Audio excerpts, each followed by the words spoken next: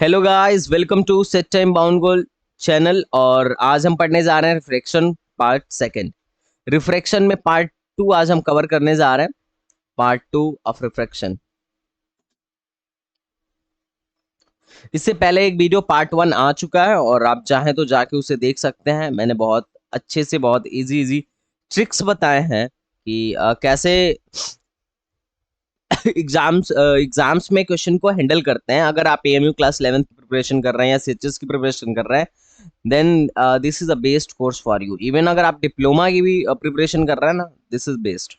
Okay, तो आइए हम एक नजर डालते हैं हमने लास्ट टाइम में क्या पढ़ा था। पहला लास्ट टाइम में क्या पढ़ा था गाइस? रिफ्रैक्शन कहते किसे हैं? रिफ्रैक्शन होता क्या है? और दूसरा क्या पढ़ा था? Law of refraction. Law of refraction. Law of refraction. अब मैंने बताया था कि रिफ्रैक्शन होता क्या है। सपोज दैट, मान लीजिए कांच का क्या है, कांच का ब्लॉक है। ठीक है, कांच का ब्लॉक है। ठीक है, बट ट्रांसपेरेंट है। मैंने दिखाने के लिए आपको ऐसा लिया हुआ। Suppose that this is a transparent glass. अब अगर लाइट की रे इस पे पड़ रही है, suppose that A this is the normal, this is normal. मान लीजिए लाइट की रे इंसिडेंट हुई। लाइट की रे क्या हुई? गाइज, आप लोग मुझे सुन पा रहे हैं? हेलो गाइज, हेलो दोस्त, सुन पा रहे हो? मान लो लाइट की रे थीटा डिग्री पे, या थीटा की जगह आई लिखो, आई एंगल पे इंसिडेंट हुई। तो जब लाइट की रे, ये बाहर वाला एयर वाला मीडियम है, अंदर वाला कौन सा है? ग्लास का मीडियम है। तो बाहर वाले मीडियम को हम क्या कहेंगे? Rarer medium. और इसको कौन सा मीडियम कहेंगे? Denser medium. अब जब लाइट की रे रेयर से डेंसर मीडियम में जाती है तो क्या होती है? नॉर्मल की तरफ थोड़ी सी मुड़ जाती है ना?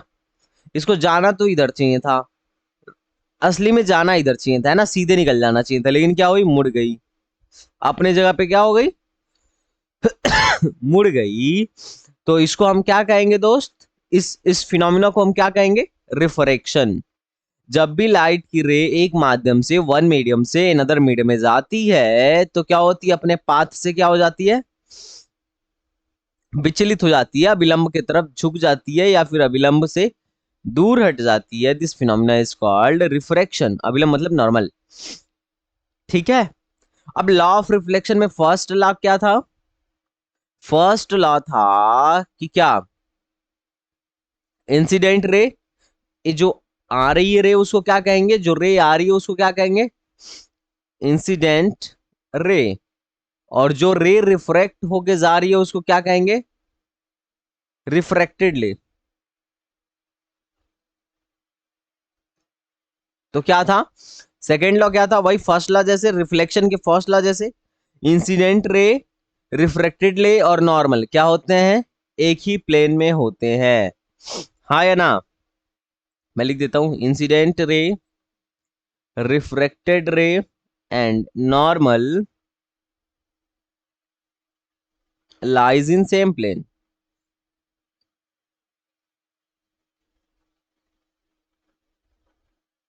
है ना?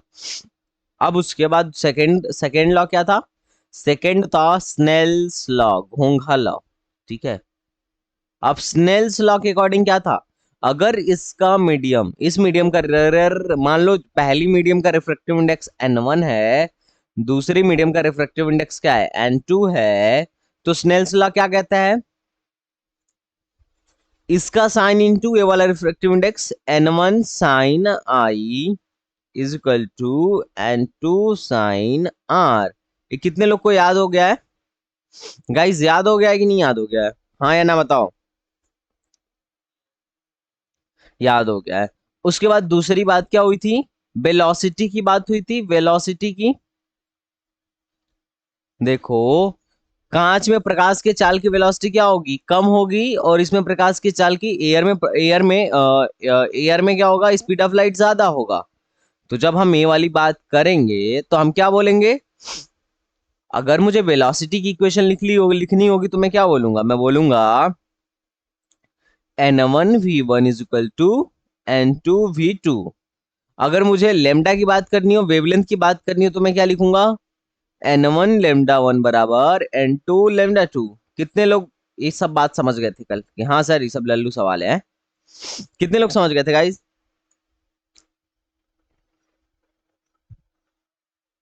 बताओ दोस्त। आ रहा है। अच्छा आमिर आ गया है, आमिर आ गया है क्या क्लास में? कौन कौन क्लास में है? शेख आमिर है, अरसलान है, जुबेर है, शिफा है। अच्छा 5 लोग क्लास में उपस्थित हैं। चलिए भाई आगे बढ़ते हैं। उसके बाद एक छोटी सी बात हुई थी क्रिटिकल एंगल की। तुम लोग अब मुझे बताओ क्रिटिकल एंगल क्या होता है? बोलो भाई, क्रिटिकल एंगल क्या होता है?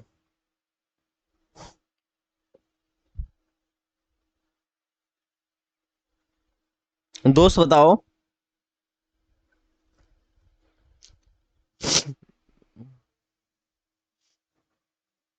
इंसिडेंट रे निकलती है? भाई इंसिडेंट रे निकलती है क्या? हाँ हाँ बताओ बताओ। अच्छा रिफ्रेक्टेड ले। सपोज एट पहला केस तो तुमने बोला ही नहीं, सबसे इंपॉर्टेंट केस क्या है? रे किधर से किधर जानी चाहिए? क्रिटिकल एंगल बनने के लिए सबसे इंपॉर्टेंट फैक्टर क्या है? रेयर टू डेंसर जानी चाहिए या डेंसर टू रेयर जानी चाहिए? हाँ, ये तभी पॉसिबल है क्रिटिकल एंगल या टीआईआर तभी पॉसिबल है जब रे किधर से किधर जा रही हो, टेंसर से रेयर में जा रही हो। रेयर से टेंसर में जाएगी तो कभी क्रिटिकल एंगल नहीं पॉसिबल है। तो मान लो यहां से रे गई यहां, रेयर से डेंसर में गई। अब ऐसा हो जाए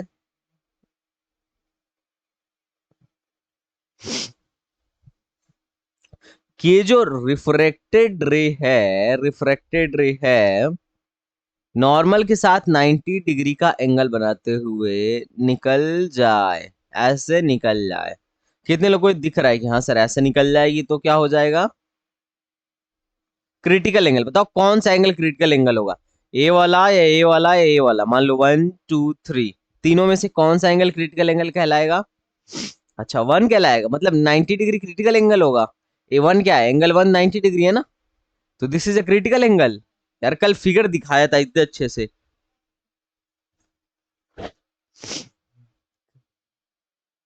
अरे नहीं, ये एंगल, इस एंगल का नाम है 2, इस एंगल का नाम है 3, डायरेक्ट बोलो कौन सा एंगल 1 2 3 कौन सा? हाँ भाई अरसलान, कल थे ना क्लास में, बताओ which angle is critical angle? देखो फील नहीं आया लग रहा है तुम लोग को, फील ही नहीं हुआ है कि क्रिटिकल एंगल कौन सा है। हाँ बताओ क्रिटिकल एंगल कौन है? एंगल 1 2 3, इन तीनों एंगल में से कौन सा क्रिटिकल एंगल है? 1 है। यार 1 कैसे क्रिटिकल एंगल हो सकता है भाई? 1 1 तो फिक्स है। 2 है? कुछ कुछ भी। अच्छा रिकॉर्डिंग चालू कर देता हूँ लो। शिफा, जुबैर बताओ भाई, तुम लोग क्रिटिकल मतलब बस कहते हो क्या क्लास में कि सर समझ में आ गया, तुमसे फील ही नहीं हुआ है कि which angle is critical angle? अरे भैया जो इंसिडेंट एंगल था वही ना क्रिटिकल एंगल होगा, कि हम इंसिडेंट एंगल को इस कदर सेट करें कि एंगल ऑफ रिफ्रैक्शन आई को इस प्रकार सेट करें कि आर 90 डिग्री हो जाए। आई को ऐसे सेट किया हूं कि आर 90 डिग्री हो गया। आर 90 हो जाएगा किस आई पर, आई के किस वैल्यू पर आर 90 हो जाएगा, वही आई का वैल्यू तो आईसी कहलाता है, क्रिटिकल एंगल कहलाता है क्या यार? और इसमें आई कौन सा है, ए वाला है या ए वाला है?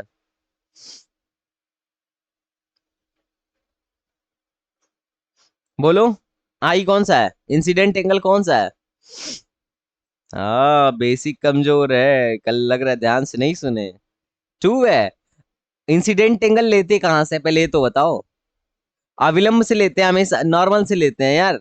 तो नॉर्मल से इस लाइन का एंगल ए वाला है। यार कितना गलत कॉन्सेप्ट लेके बैठे हो तुम लोग, यही नहीं पकड़ पा रहे हो कि इंसिडेंट एंगल कौन सा एंगल है।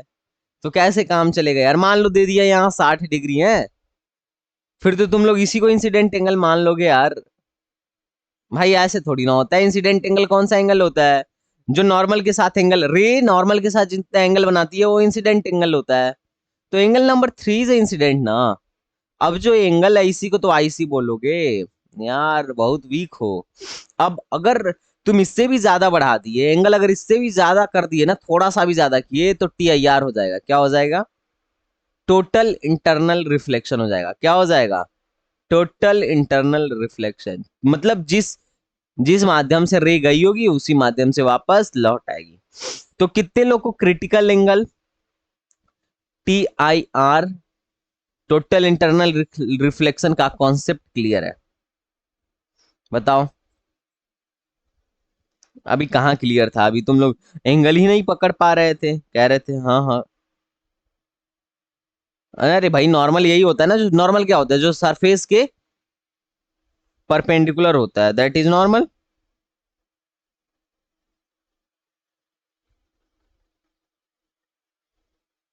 ठीक है, चलो भाई आगे बढ़ते हैं। यार तुम लोग का देख के मुझे बहुत अजीब फील हो रहा है भाई। ऐसा लग रहा है कि यार तुम लोग का कॉन्सेप्ट कॉन्सेप्ट क्लियर है नहीं।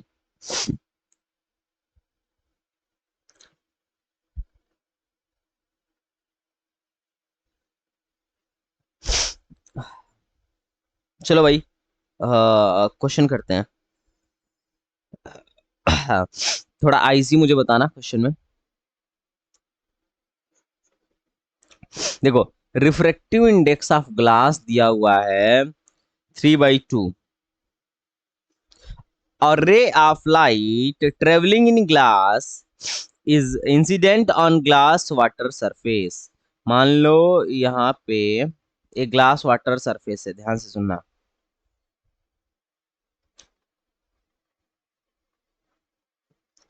This is a surface, glass water surface. ऊपर मान लो मैं ग्लास बना दे रहा हूं, नीचे क्या बना दे रहा हूं? वाटर बना दे रहा हूं।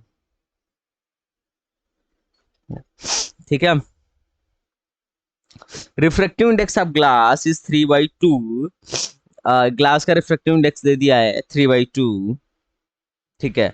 और उसके बाद से क्या हो रहा है? Ray of light travelling in glass incident at glass water surface at an angle 30 degree with normal. Normal के साथ जो रे आ रही है वो 30 डिग्री पे आ रही है। वो ग्लास में जो रे मोशन कर रहे आ रही थी, ट्रेवल कर रही थी, will it able to come out in water?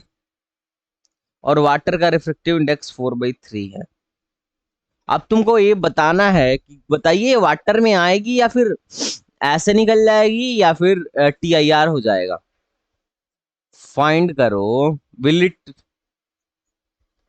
Will it will it able to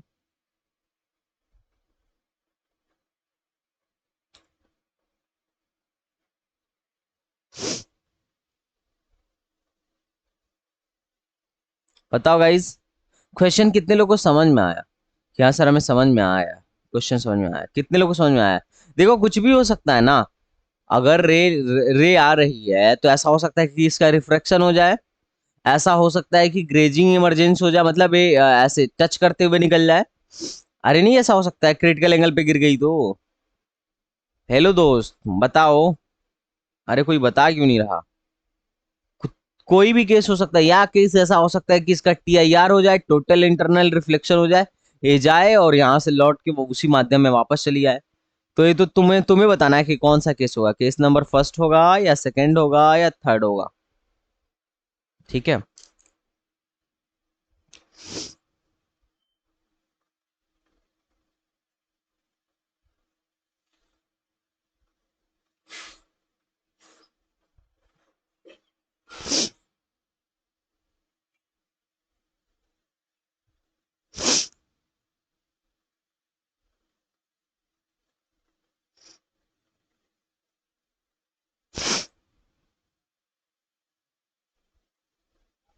अरे अच्छा, तुम्हें ये पता करना है कि ये इधर जाएगी, तुम्हारी रेट डायरेक्ट इधर जाएगी या वापस लौट के उसी मीडियम में आएगी? कैसे पता करेंगे? एक ही है, क्रिटिकल एंगल हमें बताएगा, है ना।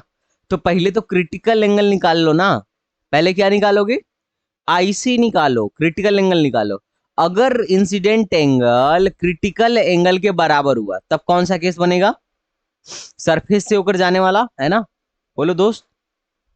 नहीं, 90 डिग्री भी निकल जाएगा ना।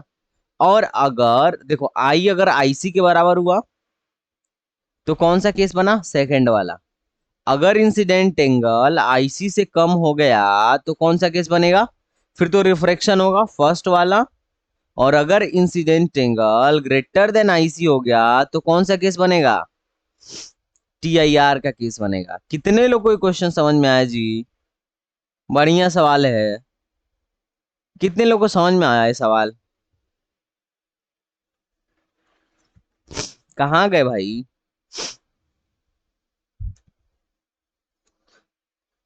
आमी आ, अरसलान, आमिर, जुबैर, बताओ भाई। आईसी से कम है, ठीक है। आईसी से कम है तो जरा निकालना। आईसी से कम है तो कौन सा केस बना? फिर रिफ्रैक्शन वाला केस बना, है ना? तो बस कर दो सवाल। आईसी कितना आ रहा है? जब आईसी रिफ्रैक्शन वाला बन गया तो आर बता दो।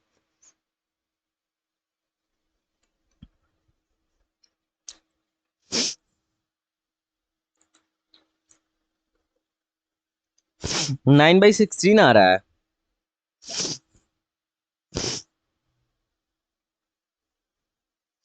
अच्छा, आईसी चेक करने के लिए क्या किया? पहले आईसी तो निकालो।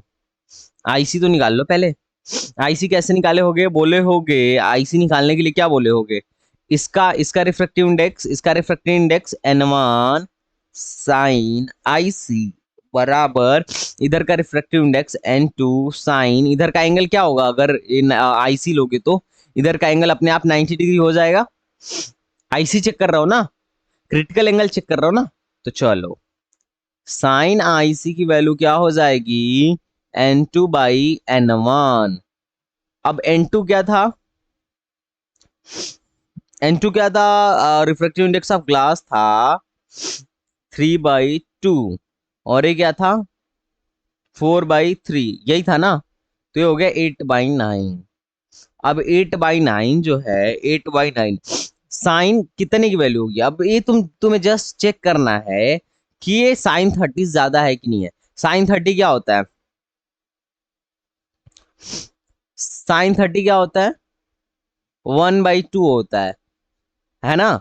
ये तो वन, इसकी वैल्यू 1/2 से ज्यादा है और साइन एक कहां तक? 90 डिग्री तक इंक्रीजिंग फंक्शन है।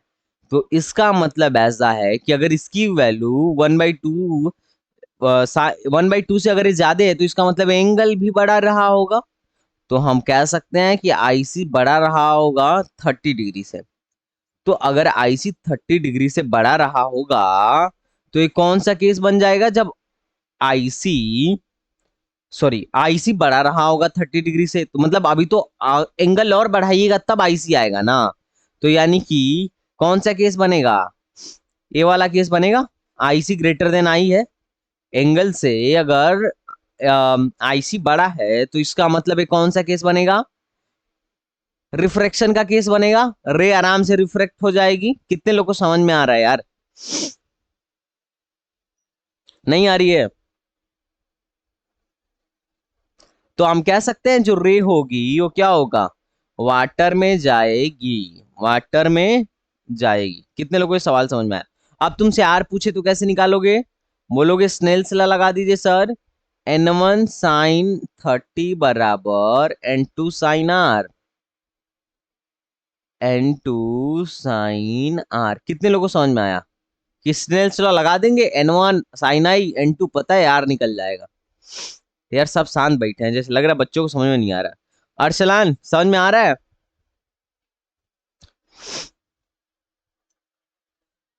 क्या समझ में नहीं आया कुछ भी कि क्या चला क्या हुआ?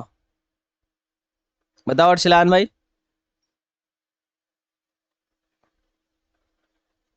आ रहा है। शिफा, हेलो शिफा।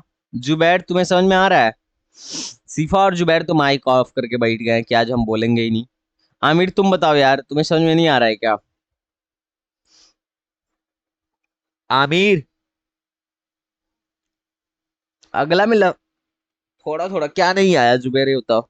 यासीन ने बताओ, तुम्हें भी क्या समझ में नहीं आया?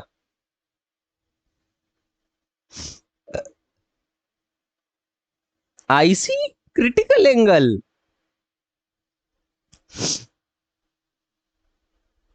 अरे भाई, क्रिटिकल एंगल कल कैसे निकाले थे? अच्छा, भूल गए सब यार। नोट्स नहीं रिवाइज करते हो क्या? आओ भाई, फिर से देखते हैं हम। अच्छा, नोट्स मैंने सेंड नहीं किया। चलो, कल का भी और आज का भी कर देंगे।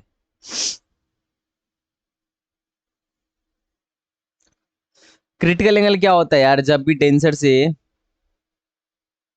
रेयरर में जाता है तो क्या होता है? क्रिटिकल एंगल फाइंड होता है। तो मान लो तुम डेंसर से, देखो ध्यान से देखना, अगर तुम रेयरर से लाइट रे को भेजोगे ना डेंसर में, तो फिक्स है, अगर रेयरर से एक लाइट की रे है, रेयरर से एक लाइट की रे है डेंसर में जा रही है ना, तो फिक्स है, 100% फिक्स है कि वहां पे रिफ्रेक्शन ही होगा। रे क्या होगी? उधर ही निकलेगी, है ना?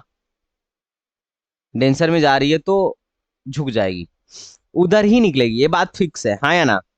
अगर आई पे गई तो आर पे निकलेगी, इसमें कोई दो राय नहीं है, हाँ या ना? इस पार से तुम भेजे हो ना, तो उस पार निकलेगी, इसमें कोई दो राय नहीं है। बात तुम्हें समझ में आ रही दोस्त? लेकिन अगर ऐसा हो जाए कि तुम डेंसर से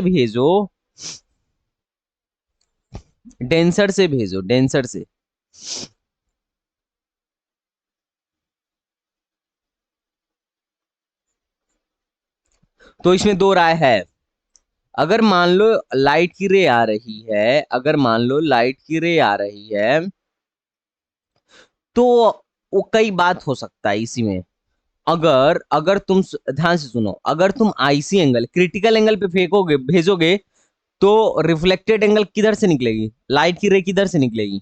अगर क्रिटिकल एंगल पे तुमने फेंका, मतलब क्रिटिकल एंगल पे लाइट के रे को भेजा, तो लाइट की रे किधर से निकलेगी? यार भूल गए क्रिटिकल एंगल, है ना? आते ही याद दिलाया हूँ कि क्रिटिकल एंगल क्या था यार, मतलब क्या ही, आते ही याद दिलाया हूँ क्रिटिकल एंगल क्या होता है।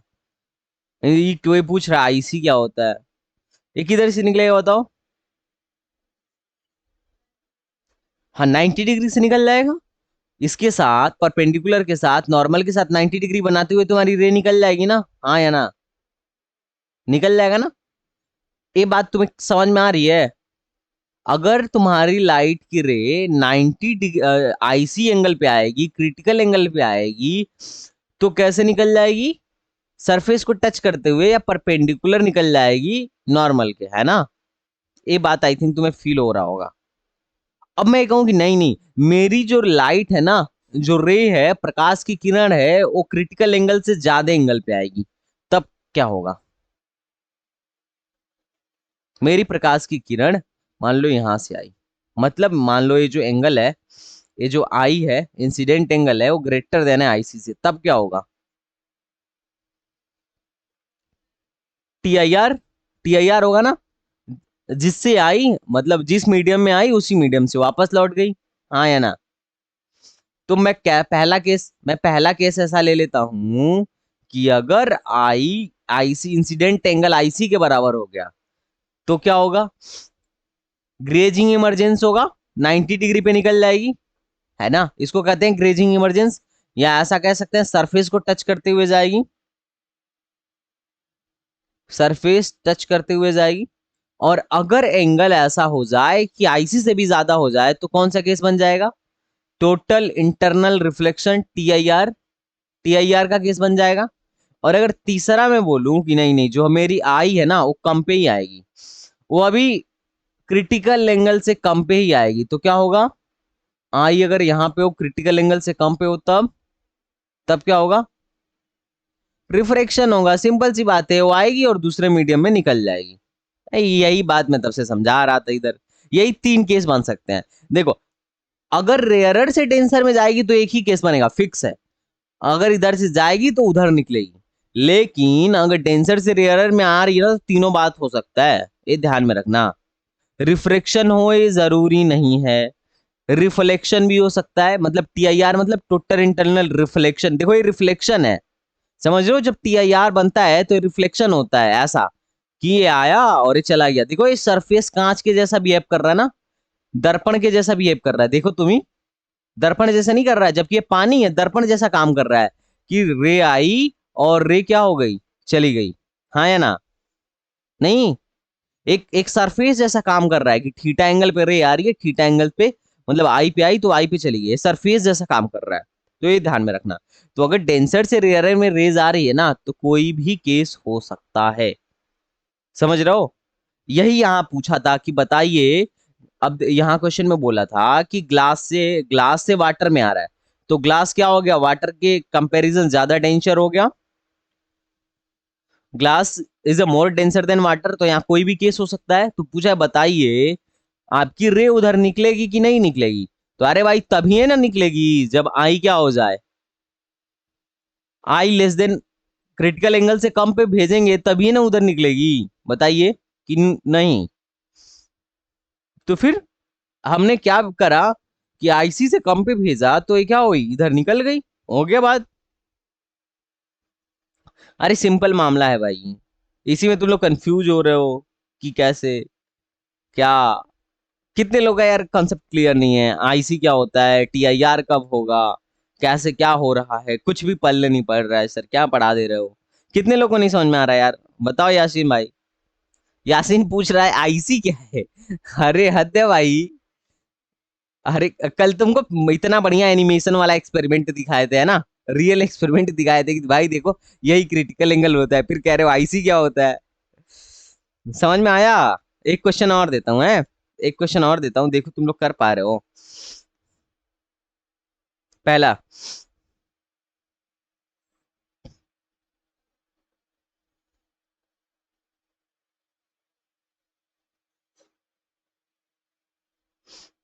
दो क्वेश्चन तुम्हारे सामने दिख रहा है ना, मैं नॉर्मल नॉर्मल नॉर्मल नहीं बनाऊंगा, अब तुम बताना नॉर्मल वगैरह बना के, ठीक है।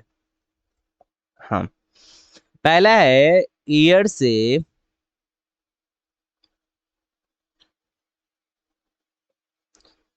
एयर से वाटर में रे आ रही है, और इधर है वाटर से एयर में रेज आ रही है।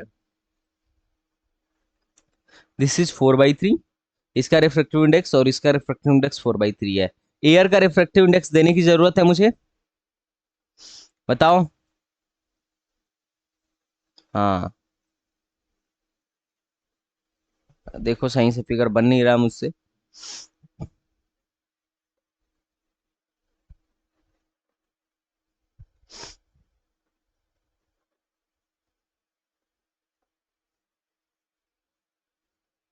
अब बताओ यहाँ पे रे आई 60 डिग्री, सॉरी 30 डिग्री पे।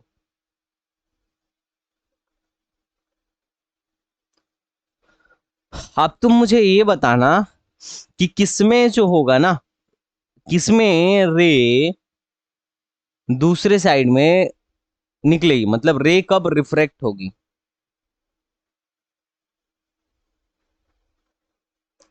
रे कब रिफ्रैक्ट होगी, ये तो तुम बताओ। फर्स्ट वाले में TIR होगा, चलो फर्स्ट वाले में TIR कह रहे हैं याशीन भाई। रे कब रिफ्रैक्ट होगी और एंगल ऑफ रिफ्रैक्शन भी आपको बताना है ना। बताओ भाई, कितने लोग का मानना है सर फर्स्ट में TIR होगा, मतलब हो सकता है। होगा तो ये तो कैसे निकलेगा, ये तो क्रिटिकल एंगल से पता चलेगा ना कि TIR होगा कि नहीं होगा। लेकिन एक अंदाजा लगाओ कि फर्स्ट में TIR हो सकता है कि नहीं हो सकता है दोस्त, नहीं बताइएगा जी।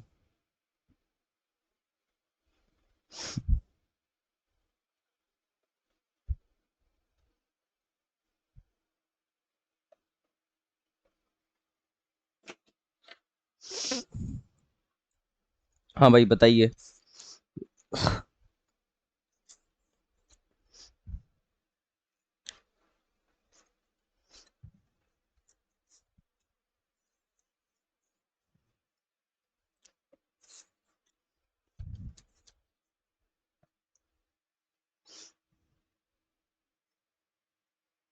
अच्छा, फर्स्ट वाले में भी TIR होगा और सेकंड वाले में भी TIR होगा। बहुत बढ़िया दोस्त, बहुत बढ़िया।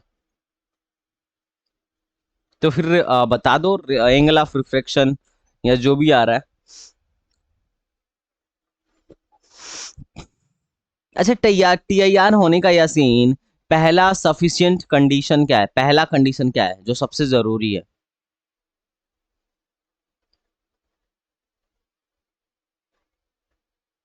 हाँ, होना चाहिए, क्रिटिकल एंगल से ज्यादा होना चाहिए।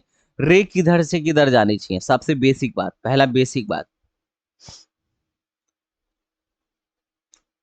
रे किधर से किधर जानी चाहिए?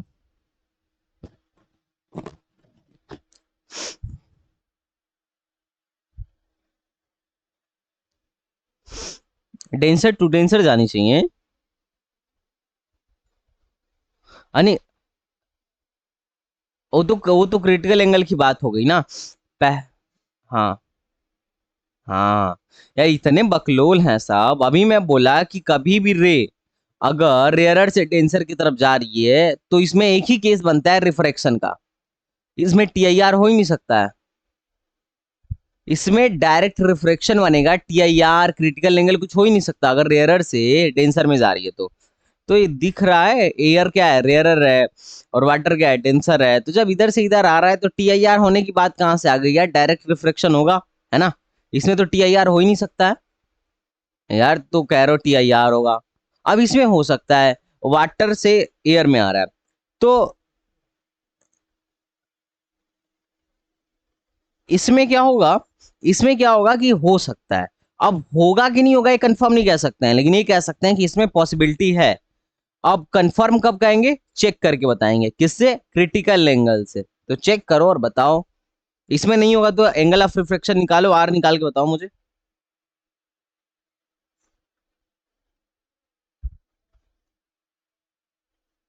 आ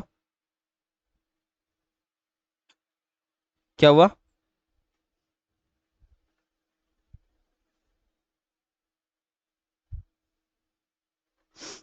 तुम सोचो, पहली वाले में TIR की बात ही कैसे कर रहे हो यार तुम?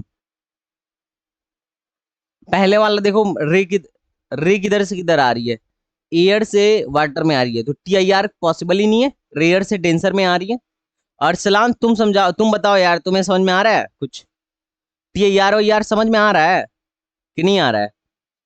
देखो इतने ये सब नखादे हैं कि मतलब कुछ भी किधर से भी ले रहे हैं। यासीन कह रहा है TIR पहले में होगा। TIR कब होता है अरसलान बताओ? जब डेंसर से रेयरर में जाती है। अगर रे रेयरर से डेंसर में आती है तो TIR कभी पॉसिबल है? नहीं, तो वहां TIR की बात ही नहीं होगी, वहां तो एंगल ऑफ रिफ्लेक्शन की बात होगी। तो चलो भाई, निकालो एंगल ऑफ रिफ्लेक्शन। यासीन, तुम्हें लग रहा है ऑप्टिक्स समझ में नहीं आ रहा है ना? पहले से पढ़े हो थोड़ा भी। और इसी पढ़े हो इसीलिए बुद्धि भ्रष्ट है। नहीं पढ़े होते तो बुद्धि भ्रष्ट नहीं होती। आराम से समझ लेते फिर। अभी तुम्हारे दिमाग में पता है स्कूल वाले कचड़ा वचड़ा भर दिए होंगे, पता नहीं क्या क्या, वही तुम उधर उधर कंफ्यूज हो रहे होगे।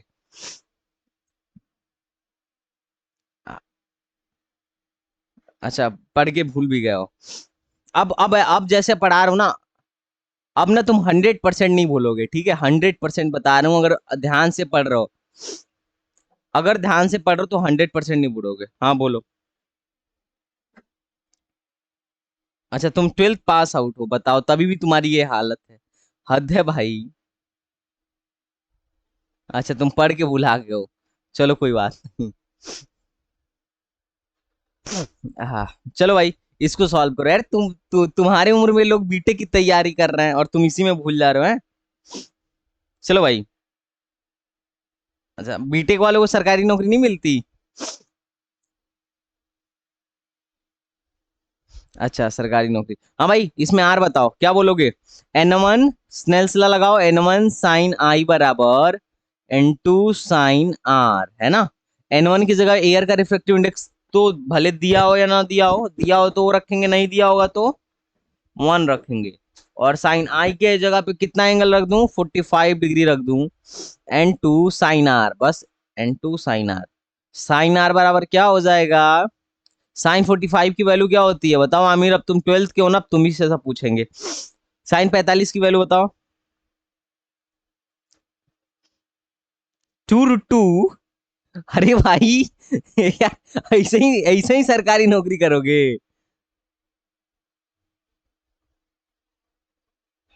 क्या हुआ? अच्छा दौड़ने वाले। अच्छा अच्छा मतलब, अच्छा समझ गया, मैं समझ गया। 1/√2। और एन की वैल्यू क्या रखोगे? इधर का रिफ्रैक्टिव इंडेक्स क्या है? अभी दिया था ना 4/3, तो यहाँ 4/3 रखो। तो साइन आर की वैल्यू क्या हो गया? 3/4√2 हो गया। आर की वैल्यू अगर पूछे तो इनवर्स में कर देना, आर बराबर क्या हो जाएगा? Sine inverse 3/4√2। सिंपल। अब इसमें बताओ टी आई आर होगा कि नहीं होगा, टी आई आर का केस ढूंढो। टी आई आर होगा कि रिफ्रेक्शन होगा या फिर ग्रेजिंग इमरजेंस होगा। ग्रेजिंग इमरजेंस मतलब सरफेस को टच करते हुए निकल जाए, जस्ट निकल जाए, सरफेस को टच करते हुए, मतलब क्रिटिकल एंगल वाली बात। ठीक है, तो बताओ।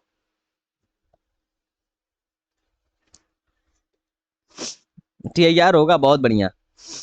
कैसे, कौन से लॉजिक से यासीन भाई कह रहे हैं आप टी आई आर होगा, बताइए।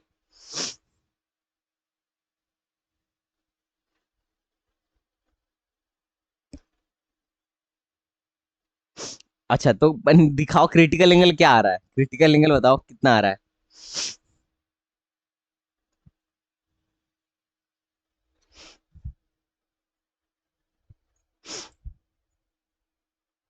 वन होता है? अरे भाई, ये कहाँ कहाँ से कॉन्सेप्ट लेके आ रहे हो यार। ये कह रहे क्रिटिकल एंगल वन होता है।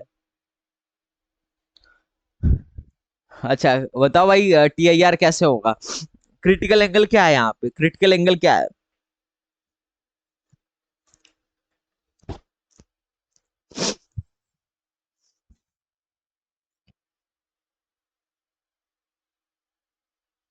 चलो भाई कैलकुलेट करते हैं क्रिटिकल एंगल।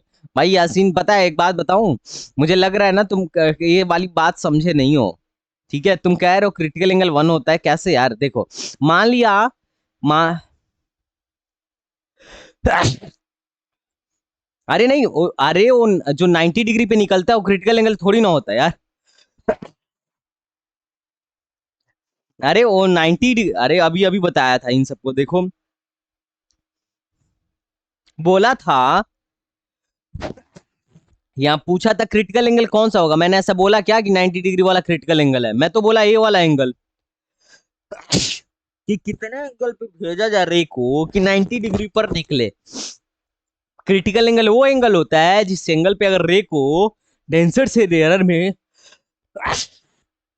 यार, क्रिटिकल एंगल वो एंगल होता है जिस एंगल पे किसी रे को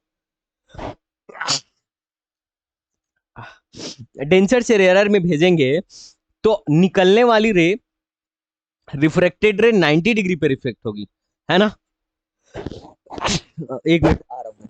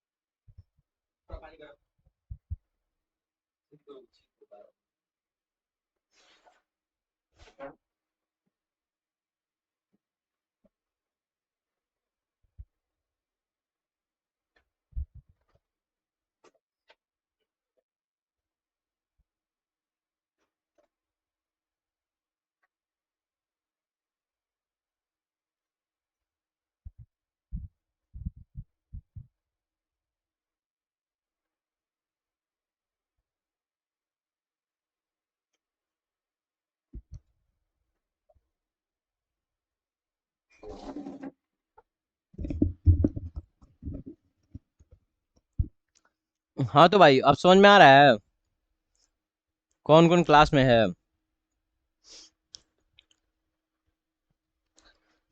हाँ। हम्म, तो गाइस थोड़ा ध्यान से सुनना मेरी बात को। क्रिटिकल एंगल कौन सा होता है यासीन, अब लास्ट बार बता रहा हूं, ठीक है, इसका धोऊंगा तुमको अच्छे से। 90 डिग्री क्रिटिकल एंगल होता है क्या? 90 डिग्री होता है क्या वो एंगल जिस एंगल पे इंसिडेंट कराओ तो रिफ्रेक्टेड एंगल क्या है, 90 डिग्री निकल गया है, वो वाला क्रिटिकल एंगल होता है ना। अरे रुको, इसको दिखाना पड़ेगा, एनिमेशन दिखाना पड़ेगा। हम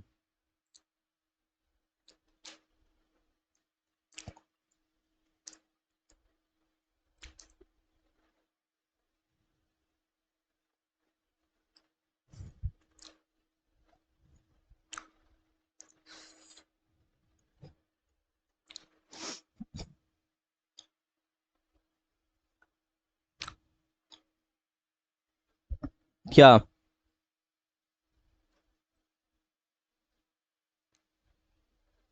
अरे ना ना, रट्टा मत मारना, इन सबसे पूछो, मैं कभी रट्टा मरवाता हूँ? आज तक किसी से इन सबसे रट्टा नहीं मरवाया। हाँ, जो फार्मूला होता है रट्टा वाला मैं कह देता हूँ कि रट लो। देखो फॉर्मेशन समझोगे तो पूरी जिंदगी याद रहेगा, काम आएगा, भूलोगे तो भी एक बार देख लोगे ना तो सब याद आ जाएगा, रट्टा मारोगे तो कुछ नहीं। तुम्हें हर बार पढ़ोगे और लगेगा नया ही पढ़ रहे हो, समझ रहे हो ना? अब यासीन भाई, हेलो यासीन, ये नाराज हो गया क्या यासीन? अब थोड़ा ध्यान से देखना क्रिटिकल एंगल कौन सा होता है। इधर वाला जो एंगल बना रहा है ना ये, इधर वाला जो ये बनाया हुआ है ना इस चांदा वादा से, इसी के कोरस्पॉन्डिंग क्रिटिकल एंगल होगा। अब ये देखेगा, रख के देखेगा कि 10 डिग्री पे रख रहे हैं तो 90 डिग्री पे निकल रहा है, कि 20 पे रखेंगे तो 90 पे निकलेगा, या 30 पे, या कहीं इसके बीच में। हम कहाँ से लाइट को भेजें कि वो 90 पे निकल जाए? अब मान लो इसने यहां से भेजा, यहां से लाइट को भेजा यहां से ऐसे, और इसकी लाइट कहां से निकल गई? 90 से निकल गई, तो इस एंगल को क्रिटिकल एंगल बोलेगा। इस एंगल को क्रिटिकल एंगल नहीं बोलेगा। तब अगर इस एंगल को अगर क्रिटिकल एंगल बोलने लगोगे तो क्रिटिकल एंगल तो फिक्स हो गया, तब तो 90 डिग्री हो गया, है ना? तो हर क्वेश्चन में तुम कहोगे क्रिटिकल एंगल 90 डिग्री होता है, लेकिन ये थोड़ी ना होता है भाई।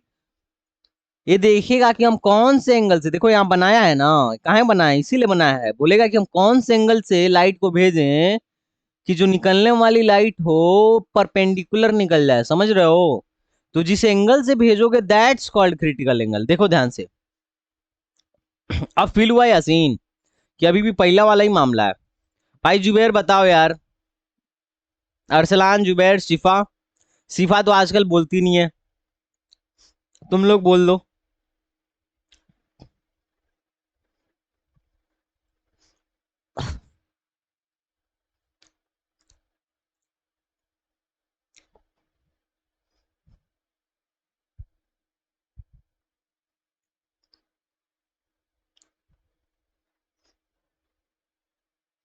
देखो अभी 90 के पास आ रहा है, 90 के पास आ रहा है, और सट से देखना उलट, देखो ये 90 के पास जैसे ही हुआ, देखो ये ध्यान से, हेलो गाइस, ये जैसे ही 90 के पास इसी एंगल के आसपास कहीं 90 के आसपास हुआ था, और जिसने जैसे ही थोड़ा सा ज्यादा किया ना, फट से टीआईआर हो गया है। देखियो तुम कितना जल्दी टीआईआर हुआ, इतना कम टाइम लगा है टीआईआर होने में कि तुमको दिखेगा भी नहीं, अच्छे से दिखेगा भी नहीं कि कब 90 पे आ रहा है। देखो सट से टीआईआर हो जाएगा, 1 डिग्री भी बढ़ा दोगे ना सट से टीआईआर हो जाएगा। हाँ बताओ, दिखा रहा हूँ टीआईआर कौन सा एंगल है। देखो इस सट से हो गया ना टीआईआर। अब ये वाला जो एंगल है, यहाँ कहीं क्रिटिकल एंगल इसको मिला है, यहाँ कहीं क्रिटिकल एंगल मिला है इसको, मान लो 80 के आसपास इसको क्रिटिकल एंगल मिला है। रुको मिटा के मैं दिखा रहा हूँ तुम्हें। यहाँ देखो 80 के आसपास इसको कहीं क्रिटिकल एंगल मिला है, तो इस एंगल को 80 डिग्री को क्या बोलेगा? क्रिटिकल एंगल बोलेगा।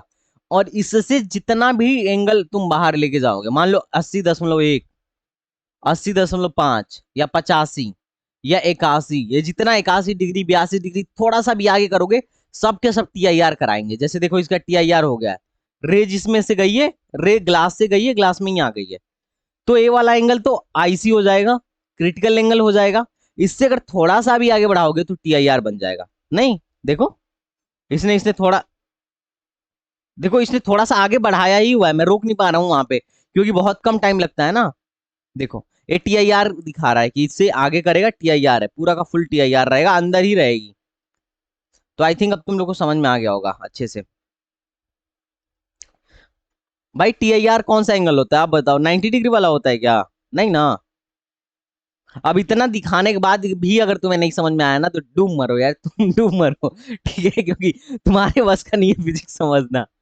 चलो ये वाला करो, वाटर। यार सब तो दिखा दिया, देखो कैसे बन रहा है TIR, अब उसके बाद भी तुम कहो कि सर जो 90 डिग्री होता है वही क्रिटिकल एंगल होता है, तो ये तो बेवकूफी है ना यार, है कि नहीं बेवकूफी? मतलब फिर तो जबरदस्ती वाली बात होगी, मतलब नहीं हम मानेंगे ही नहीं कौन सा एंगल है। ये क्या क्या आने लगा इसी पे।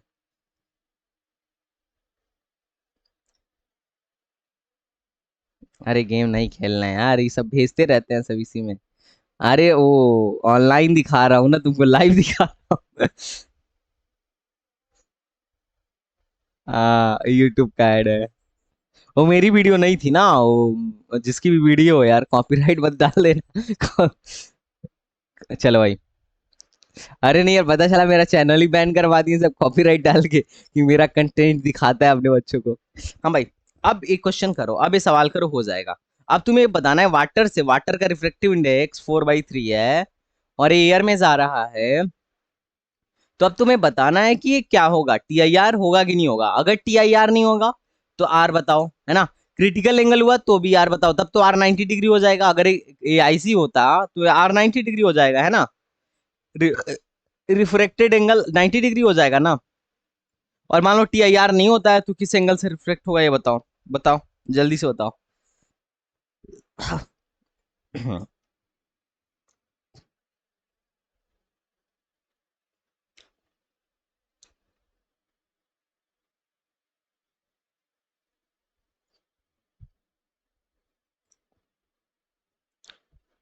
देखो कुछ भी रटना उटना नहीं है, सब चीज तुम्हें आराम से समझ में आ जाएगा, कोई भी दिक्कत वाली बात नहीं है।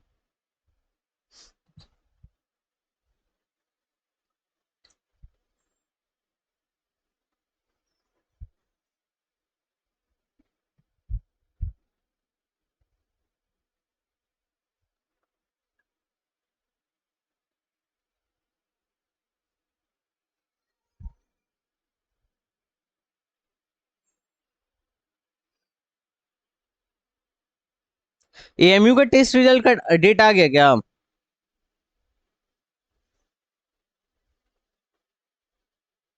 आ गया? मुझे ऐसा लग रहा है, देख लेता हूँ मैं।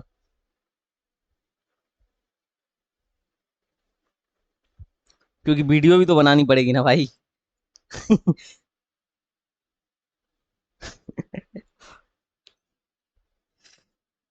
अब ऐसा है ना, यूट्यूबर अगर आप हैं तो आपको अपडेट रहना पड़ेगा।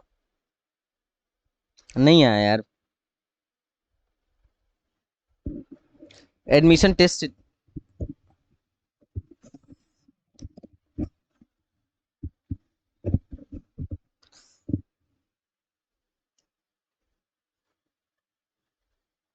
आ गया।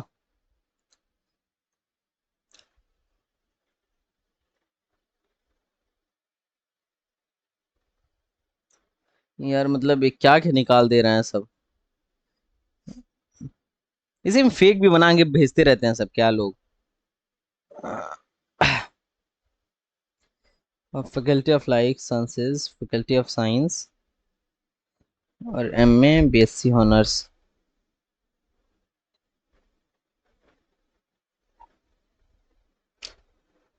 जब मैं एक बच्चे को कमिटमेंट दिया था कि मैं उसका सिलेबस बनाऊंगा यूट्यूब पे, अब तक बनाया नहीं हूँ। हाँ भाई। आ गया किसी का आंसर, TIR होगा कि नहीं होगा? आ, अच्छा ठीक है, देख लेते हैं। अगर ये एंगल 30 है तो 30 है तो आई की वैल्यू क्या होगी? 60 होगा। कई थे बकलोल सब क्या करेंगे ना, इसी को एंगल आई मान लेंगे, हैं?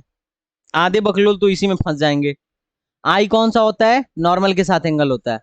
आई कौन सा एंगल होता है? सरफेस के परपेंडिकुलर के साथ एंगल होता है, ये तो पता है ना। आई कौन सा एंगल होता है? एंगल ऑफ इंसिडेंट कहां से लेते हैं? सरफेस के परपेंडिकुलर लेते हैं। कई बकलोल तो I = 30 लेंगे। बताओ तुम में से कितने लोग थे जो I = 30 ले रहे थे? ईमानदारी के साथ बताओ।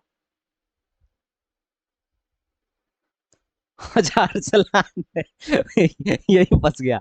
और भाई और कोई जो I = 30 ले रहा था? बताओ भाई आमिर।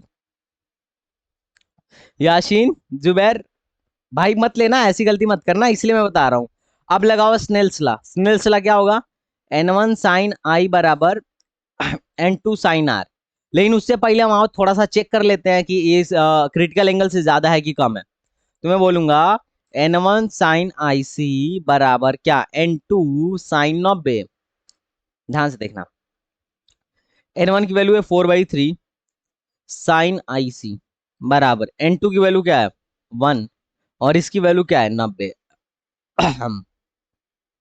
साइन 90 1 होता है ना। तो साइन आईसी कितना हो जाएगा दोस्त?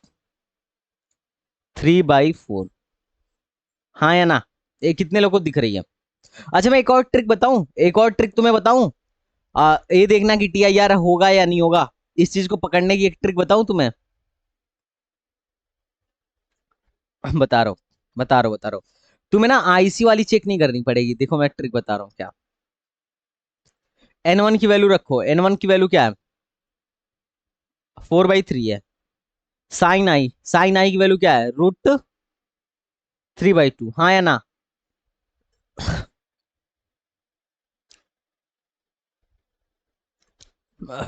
हाँ। इसको काटना दोस्त। ये क्या हो गया? 2 दूना 4 और 3 से √3 को काट दो तो ये बच गया √3। तो साइन आर की वैल्यू क्या हो गई? 3/2/√3 है ना। √3 की वैल्यू जरा बताना। 1.732 याद है किसी को? अब तुम बताओ, 2 में 1.732 से भाग दोगे तो एक से ज्यादा आएगा या नहीं आएगा? ये चीज एक से ज्यादा है या नहीं है? अरे यार क्या बात कर रहे हो भाई? अबे यार, ज्यादा नहीं है। अगर 2 में 1.7 से भाग दोगे तो एक से ज्यादा नहीं आएगा। यार ये भांग वांग पी के क्लास में सुबह सुबह वही रहे सब क्या? मतलब कह रहे नहीं। साइन आर ग्रेटर देन 1 है। अब तुम बताओ, कभी साइन की वैल्यू एक से ज्यादा हो सकती है? जब मैं ट्रिग्नोमेट्री पढ़ा रहा था तो बोला था कि साइन कहां से कहां लाई करता है? -1 से 1 के बीच में लाई करता है। इससे बड़ी इसकी वैल्यू कभी हो नहीं सकती है। हो सकती है क्या साइन की वैल्यू एक से ज्यादा? कितने लोग को ये बात पता है? वैसे ट्रिग्नोमेट्री तो इन नखादों को मैं ही पढ़ाया हूं। बताओ भाई, यासीन कुछ याद वाद है? तुमको नहीं पढ़ाया हूँ, इसको पढ़ाया हूँ। यासीन है, जुबैर है, सिफा, इन तीनों को मैं ही पढ़ाया हूँ। बताओ जुबैर, साइन की वैल्यू एक से ज्यादा हो सकती है कभी?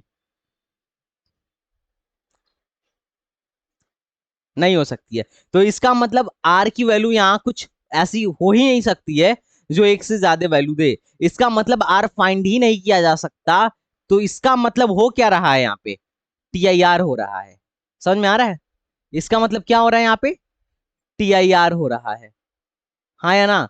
अब देखो इसमें कई बकलोल होते हैं, सब पता है। आर पूछेगा ना तो बकलोल पता है क्या बोलेंगे? आर यहां से निकाल दिए, स्नेल से लगा दिए, आर निकाल दिए और आर बराबर बोलेंगे साइन इनवर्स 2/√3। आधे ज्यादा बकलोल ऐसे आंसर मारेंगे, जो कि गलत है ना। गलत है क्यों? क्योंकि यहाँ पे आर निकलेगा ही नहीं, क्योंकि टी आई आर हो रहा है ना। जब टी आई आर हो रहा है, टोटल इंटरनल रिफ्लेक्शन हो रहा है, तो रिफ्लेक्शन एंगल कैसे निकाल सकते हो? है या नहीं है? तो ऐसे ही से सवाल देके फंसाते हैं सब बहुत बार। और कई टे बगलोल स्नेल सला लगाएंगे, आर की वैल्यू धड़ाक से निकाल देंगे। तो देख लेना। देखो मैं फिर से रिपीट कर रहा हूं, मैं फिर से रिपीट कर रहा हूं। अगर रे, अगर रे ध्यान से सुन। आहा, आह,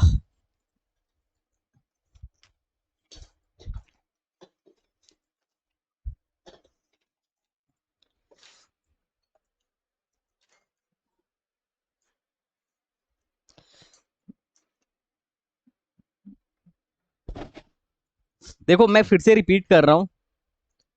मैं आई एम रिपीटिंग अगेन। अगर रे मान लो एयर से जा रही है ना, एयर से जा रही है, रेयरर से डेंसर में जा रही है। कहां से जा रही है?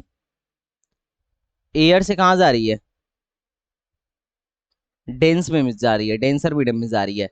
तो डायरेक्ट स्नेल्स लॉ लगा सकते हो इजीली, कोई दिक्कत नहीं है। बोलोगे N1 साइन आई बराबर N2 साइन आर। तो तुम्हें क्या मिल जाएगा? रिफ्रैक्शन एंगल मिल जाएगा। क्यों? क्योंकि यहाँ टी आई आर होने की पॉसिबिलिटी नहीं है। जब रेयरर से डेंसर में जाएगी तो टी आई आर कभी पॉसिबल ही नहीं है। बात समझ रहे हो मेरे दोस्त? तो वहां पे स्नेल्स लॉ डायरेक्ट लगा के आंसर आंख मूंद के इनवर्स में मार सकते हो, हाँ या ना।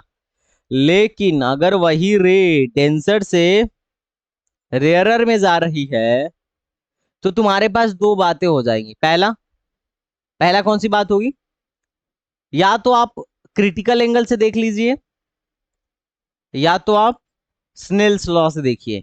तो स्नेल्स लॉ जब भी लगाओगे तो स्नेल्स लॉ से आर की वैल्यू क्या आने लगेगी, साइन आर की वैल्यू क्या आने लगेगी, ग्रेटर देन 1 आने लगेगी। तब तुम क्या समझ जाओगे कि क्या हो रहा है। जब भी ग्रेटर देन 1 आएगी तो क्या समझोगे, बोलो दोस्त, टी आई आर। और अगर ऐसे नहीं समझ में आ रहा है तो क्रिटिकल एंगल अपने मन से फाइंड करो। और अगर क्रिटिकल एंगल ज्यादा आ रहा है, क्रिटिकल एंगल ज्यादा आ रहा है किससे, इंसिडेंट एंगल से, तो इसका मतलब क्या होने वाला है, टी, सॉरी, हाँ, क्रिटिकल इंसिडेंट एंगल ज्यादा आ रहा है क्रिटिकल एंगल से, तो इसका मतलब क्या होने वाला है, यहाँ पे टी आई आर होने वाला है। कितने लोगों को ये बात समझ में आ गई। तो कौन सा वाला तुम लगाना पसंद करोगे, यहां से देखना पसंद करोगे या फिर क्रिटिकल एंगल से देखना पसंद करोगे, बताओ। स्नेल्स लॉ से देखोगे या क्रिटिकल एंगल से। अच्छा, हम पहले से देख सकते हो लेकिन वो बढ़िया मेथड नहीं है। आंसर तुम्हारे लेवल पे आ जाएगा, मैं ना नहीं कर रहा हूँ, बिल्कुल आ जाएगा, लेकिन आगे थोड़ा जब आईआईटी वाईटी की तैयारी करोगे तो आईसी वाईसी निकालना पड़ेगा है। लेकिन अभी तो तुम्हारे लेवल पे स्नेल्स लॉ से आंसर आ जाएगा। बस तुम्हारा दिमाग काम करना चाहिए, पता है। आर बराबर साइन इनवर्स जैसे ए आया था ना तुम्हारा, तो ये ऑप्शन में दिया रहेगा, ठीक है, और लोग ऑप्शन में देगा। उनको पता है कि बच्चा ही देखेगा, और बच्चा देखेगा तो उनको पता है पहले ही खुश हो जाएगा, मारो मारो इसको मारो, है, जो कि गलत बात है। तो ये टीचर लोग ऑप्शन में देगा, लेकिन ऐसे दिमाग लगा लेना कि देख लेना कहीं एक से ज्यादा तो नहीं है ना। जैसे साइन आर कहीं एक से ज्यादा तो नहीं है ना।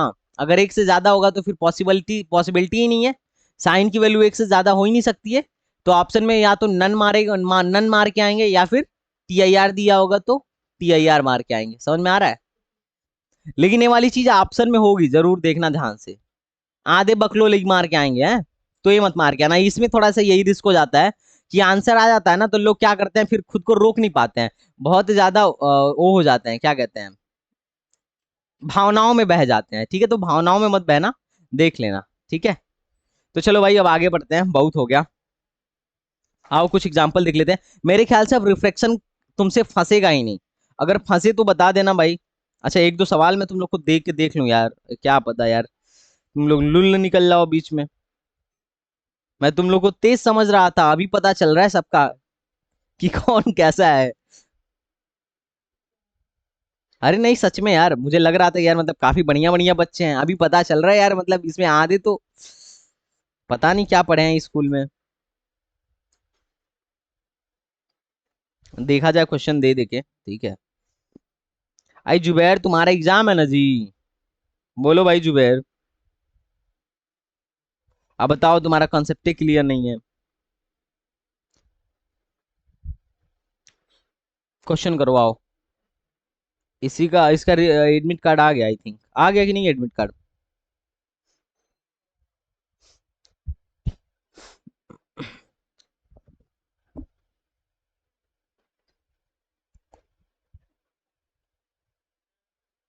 जामिया जामिया का।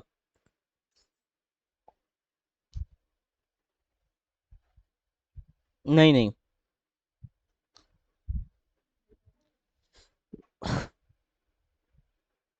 क्वेश्चन देखो, एक refractive index of dense flint glass, एक डेंस फ्लिंट ग्लास है। अब एक फ्लिंट ग्लास, ग्लास का ही नाम है, ठीक है, कंफ्यूज मत होना कि क्या हो गया, फ्लिंट ग्लास क्या होता है, हमको उससे नहीं मतलब है। हमको तो इसके रिफ्रैक्टिव इंडेक्स से मतलब है। मान लो मैं एनजी डाल दे रहा हूँ 1.65, उसके बाद refractive index of alcohol, alcohol को एसी से लिख दे रहा हूँ, इन्होंने दिया हुआ है 1.36 विथ रिस्पेक्ट टू एयर, है ना, विद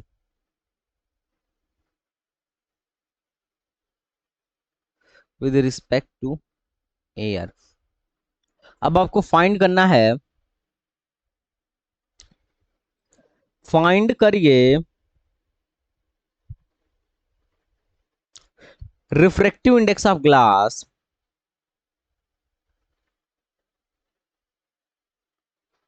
गलती मत करना कोई है, नहीं तो 5 सवाल इसी पे कराऊंगा, फिर बोर हो जाओगे हैं, अच्छा क्वेश्चन नहीं हो पाएगा।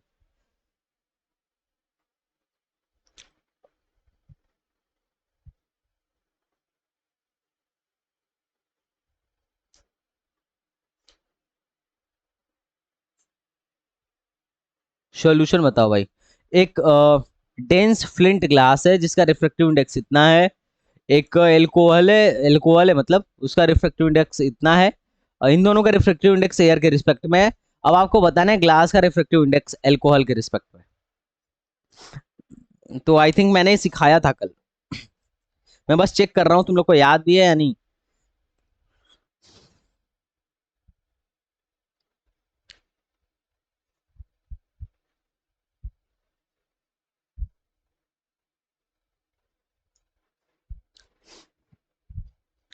उसके बाद डेप्थ के क्वेश्चन करते हैं ना।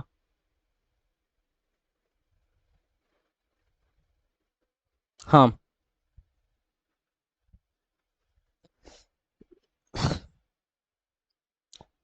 बताइए दोस्त।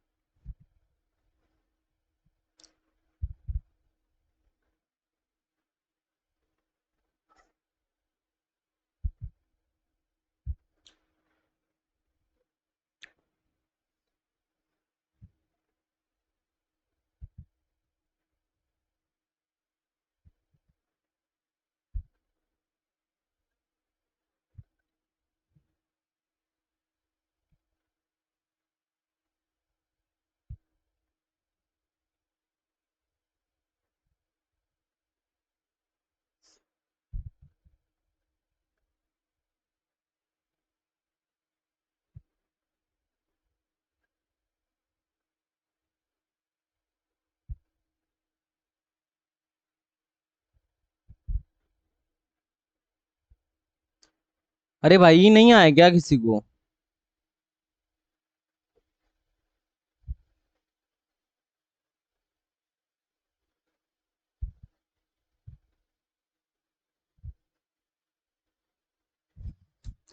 Hello guys. अरे भाई किसी का आंसर नहीं आ रहा है क्या? आमिर, क्या कर रहे हो भाई? यासीन,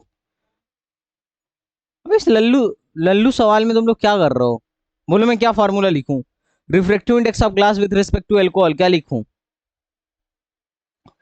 जिसका रिफ्रैक्टिव इंडेक्स निकालना होता है उसको ऊपर लिखते हैं, तो refractive index of glass up upon जिसके रिस्पेक्ट में निकालना होता है उसको नीचे लिख देते हैं।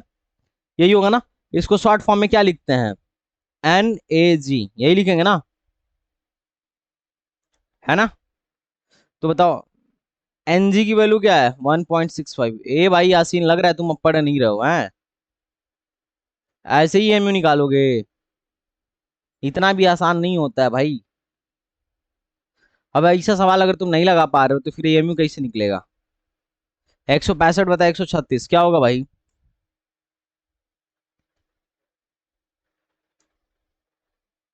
1.21 है ना? 1.21, बहुत बढ़िया। ठीक है। ओके गाइज, तो आओ फिर आगे थोड़ा सा बढ़ते हैं। ओहो। हाँ आगे बढ़े थोड़ा सा गाइस। ठीक है, तो इस टाइप के क्वेश्चन आपको करने हैं। अब हम आगे बढ़ते हैं, आगे अब थोड़ा सा इंपॉर्टेंट बात करते हैं। पहली बात कर लेते हैं, कहाँ गया, टीआईआर का यूज कहाँ कहाँ होता है, क्योंकि बहुत बार क्वेश्चन में आया हुआ है कि यूज टीआईआर को, टीआईआर के कुछ एग्जांपल्स। टीआईआर मतलब टोटल इंटरनल रिफ्लेक्शन, ठीक है। पहला, चलो हम इसको उसके साथ देखते हैं, एनिमेशन वैनिमेशन अगर यूट्यूब पे, यूट्यूब कह रहा हूँ, अगर कहीं मिल जाता है तो उसको इसके साथ देखेंगे तो ज्यादा मजा आएगा, ठीक है।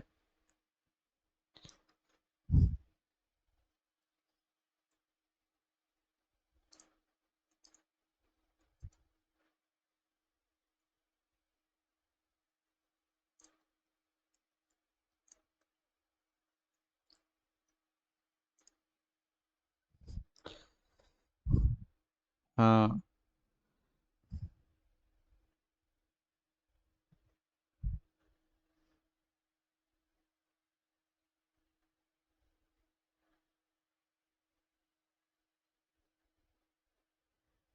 तुमने मिराज का नाम सुना है?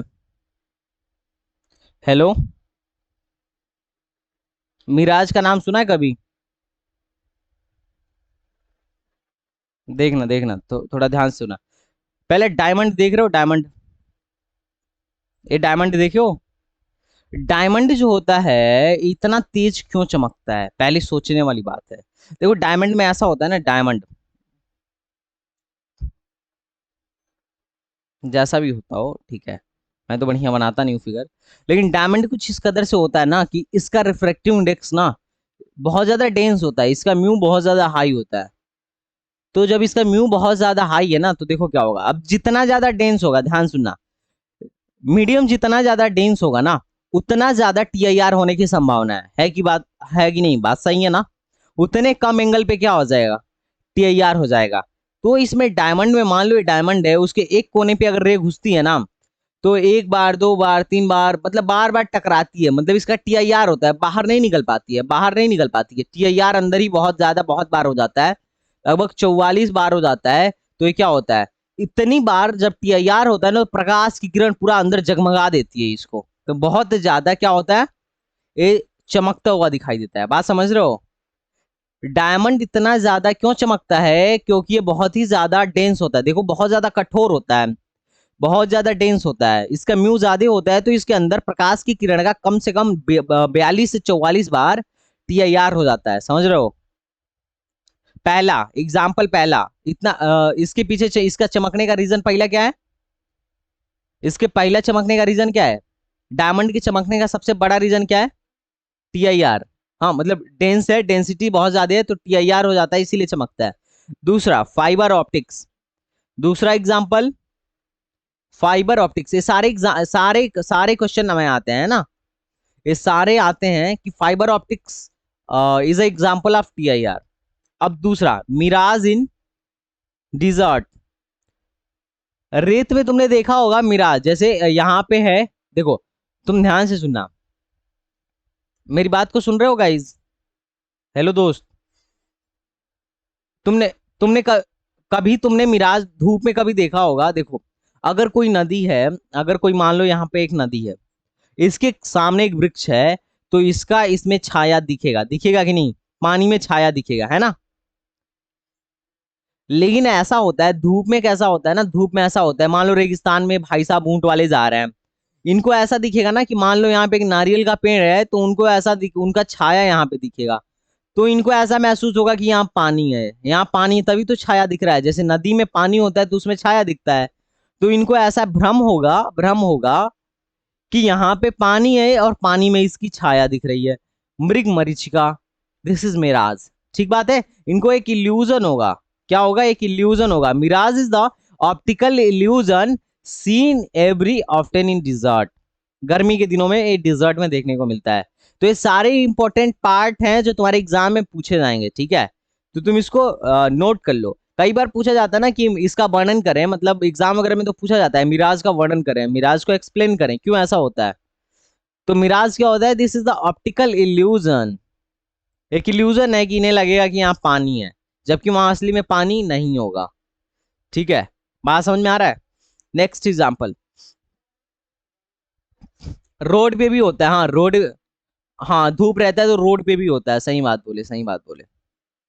देखो, ए भाई साहब ऊंट पे जा रहे हैं, इनको कैसा महसूस हो रहा है? अब तुम सोचोगे ना, तुम्हें यहाँ पे क्वेश्चन पूछना चाहिए कि सर टीआईआर का एग्जाम्पल कैसे हो गया? टीआईआर कब होता है? जब रेयरर मीडियम से डेंसर मीडियम में रेज आती है ना, तभी होता है ना। यहाँ पे तो पूरा का पूरा एयर ही है। बोलो पूरा का पूरा एयर है कि नहीं? अब उसका डेंसिटी तो सेम है, तो कैसे टीआईआर हो गया? आप कैसे कह रहे हैं कि सर टीआईआर हो गया? तो आओ मैं एक्सप्लेन करता हूं, देखो क्या होता है, ध्यान से सुनना। जब गर्मी पड़ती है, जब गर्मी पड़ती है ना, तो इन जो एयर के सरफेस के पास जो इधर की एयर्स होती हैं वो गर्म हो जाती हैं। अब जब एयर गर्म होती है तो हल्की हो जाती है और ऊपर भाग जाती है, ऊपर भाग जाती है। अब जब ये ऊपर चली जाएगी तो भारी गैस नीचे आ जाएंगी। तो एक तरफ भारी गैस है मतलब डेंस है, और एक तरफ क्या है? रेयर है।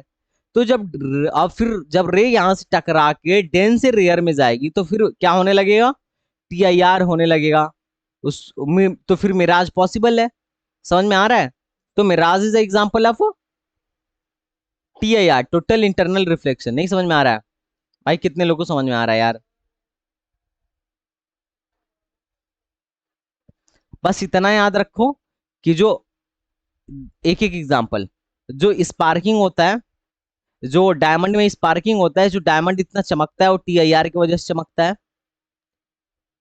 गर्मी में जो मिराज डिजर्ट में देखने को मिलता है वो टीआईआर की वजह से मिलता है। ठीक है, और एक चीज और, optical fibre optics. Fibre optics तो देखे ही होगे ना, रे इधर जाती है फिर इधर फिर इधर फिर इधर, देखे होगे ना फाइबर ऑप्टिक्स। अब फाइबर ऑप्टिक्स भी किसका एग्जांपल है? टीआईआर का, लाइट का। कई बार उसमें टोटल इंटरनल रिफ्लेक्शन कराया जाता है।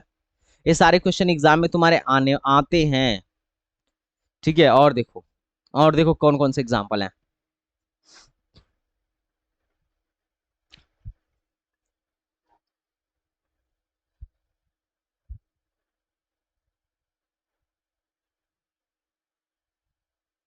ये सारे मिराज के एग्जाम्पल दिखाया जा रहा है यहाँ पे तुम्हें। ठीक है, जिनका भी वीडियो है बहुत बढ़िया वीडियो है। ठीक है, अब देखो, अब देखो।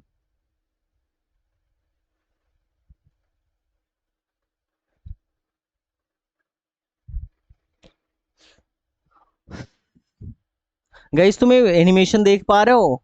Are you able to see this animation? Good. ओ सिफा आ गई क्या?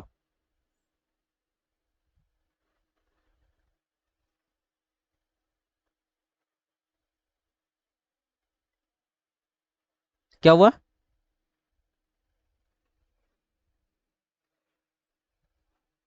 आंख है भाई, कौवा कह रहा है। देखो टीआईआर कैसे हुआ है। देखो टीआईआर कैसे हुआ है। इसका प्रतिबिंब इसको यहाँ दिख रहा है, इसका प्रतिबिंब इसको यहाँ दिख रहा है। इसको ऐसा महसूस हो रहा है कि यहाँ पानी है।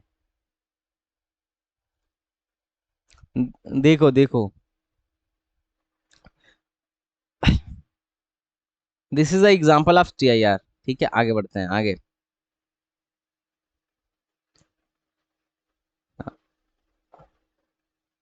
अच्छा पता है रोड पे भी होता है ना, जो ये टार वाला रोड होता है ना, चारकोल वाला, पिच पिच, जिसको पिच नहीं कहते गाँव में? अरे कहते हो ना। पिच पे भी तुमको ऐसा मिलता है कि तुमको वहां पे भी मिराज मिलता है। देखने को कि छाया तुम्हें दिखेगी, है ना? हाँ, तुम्हें लगेगा पानी है, पानी और और उसी पे छाया दिख रहा है पेड़ का। ये डायमंड को स्पार्क होने के पीछे यही रीजन है। डायमंड का जो क्रिटिकल एंगल होता है तुम याद रख सकते हो, कई बार एग्जाम में आया हुआ है। तुम्हारे एग्जाम में नहीं तो दूसरे, मतलब दूसरे लोग, बड़े लोगों के एग्जाम में आया हुआ है कि इसका क्रिटिकल एंगल कितना होता है? 24 डिग्री होता है। डायमंड का क्रिटिकल एंगल कितना होता है? 24 डिग्री होता है। अगर 24 डिग्री से ज्यादा पे इसमें प्रकाश की किरण घुस गई तो भाई टीआईआर होना फिक्स है। अब देखो टीआईआर कैसे हो रहा है डायमंड में, देख रहे हो कितनी बार अंदर ही अंदर रिफ्लेक्ट हो रहा है, कितनी बार। हाँ हाँ, लगभग 44 बार, 42 से 44 बार इसका टोटल इंटरनल रिफ्लेक्शन हो रहा है। जब इतनी बार प्रकाश इसमें जाएगा तो गौजिया नहीं देगा इसको, देखो कितना जगमगा रहा है। तो यही रीजन है कि इतना ज्यादा स्पार्क करता है डायमंड। समझ में आया? देखो कितनी बार इंटरनल टोटल इंटरनल रिफ्लेक्शन हुआ है ना। तो ये सारी बातें तुमको ध्यान में रखनी है। मेरे ख्याल से वीडियो वीडियो देखने के बाद अब तुम्हें कंफ्यूजन नहीं रहेगा। अगर कभी भी एग्जाम में आया कि किसका एग्जाम्पल है तो आई थिंक तुम पकड़ लोगे, अगर थोड़ा भी दिमाग उमाग चला तो। और नहीं दिमाग चला तो यार अब तुमको कोई भी पढ़ा ले आके, है ना। वही रहना है, माहौल तो वही रहना है ना। तो TIR का दिस वाज द एग्जाम्पल। नहीं समझ में आ रहा है TIR का एग्जाम्पल? ठीक है, चलो अब एक छोटा सा कॉन्सेप्ट खत्म करते हैं और आज का क्लास यहीं खत्म कर देंगे। मैं तुम्हें एक चीज दिखाना चाहूंगा, अपेरेंट डेप्थ वाला मसला। तुम कभी पानी में किल को डाल के देखना,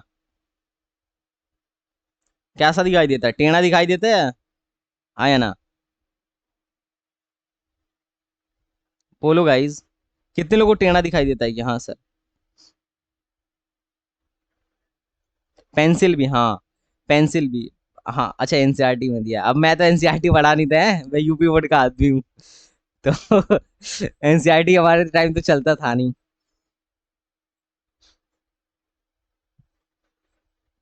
चलो भाई, हमको पहले लगता था कि एनसीईआरटी बड़े लोग पढ़ते हैं।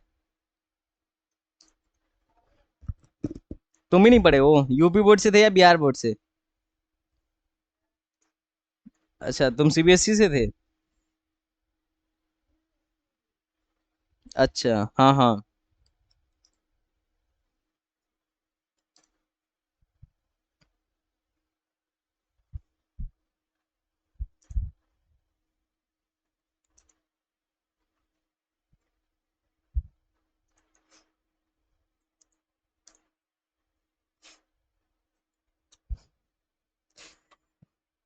हाँ भाई लोग, आओ देखते हैं।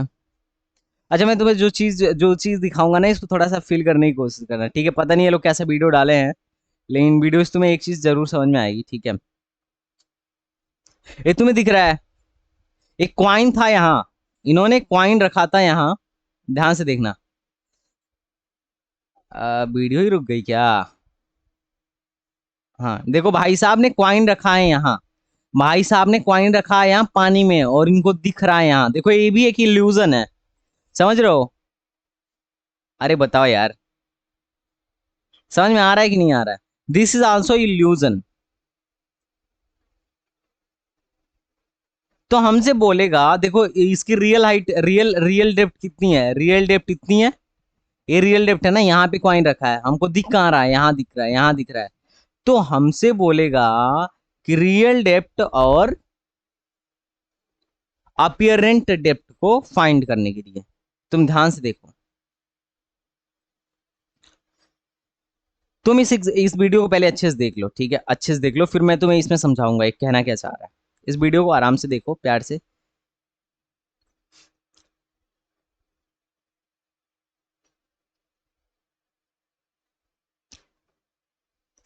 देख लिए वीडियो, देख लिए दोस्त?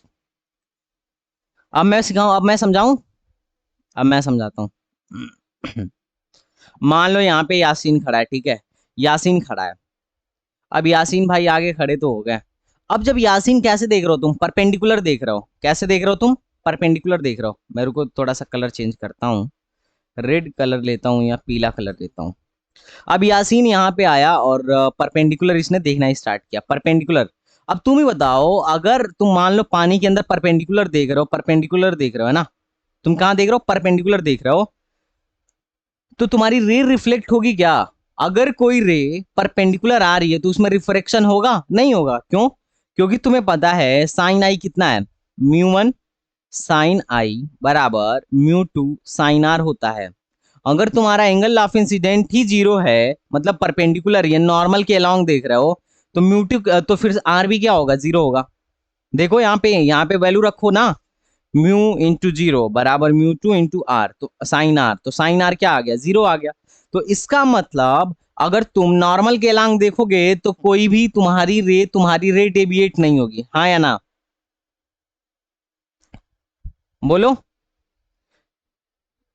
तो तुम्हारी रे डिविएट नहीं होगी अगर नॉर्मल के अलॉन्ग देखोगे तो। लेकिन ये भाई साहब आए, मान लो किसको बुलाया जाए, चलो आमिर आया, ठीक है, आमिर आ गया, ठीक है। अब ये है यूपी बिहार बोर्ड वाला, तो आया बोला नहीं नहीं हम तिरछा देखेंगे, तिरछा। तो इसने तिरछा देखा ना, तो देखो अब जब तुम तिरछा देखोगे तो फिर क्या होगा, फिर तो रिफ्रेक्शन होने लगेगा ना, रिफ्रेक्शन होने लगेगा। डेंस मीडियम में जा रहे हो तो फिर तुम क्या होगा, नॉर्मल के लॉन्ग झुक जाएगा, नॉर्मल के लॉन्ग झुक जाएगा। जाना था भाई साहब, देखना था भाई साहब को यहां, दिखने लगा यहां, समझ में आ रहा है।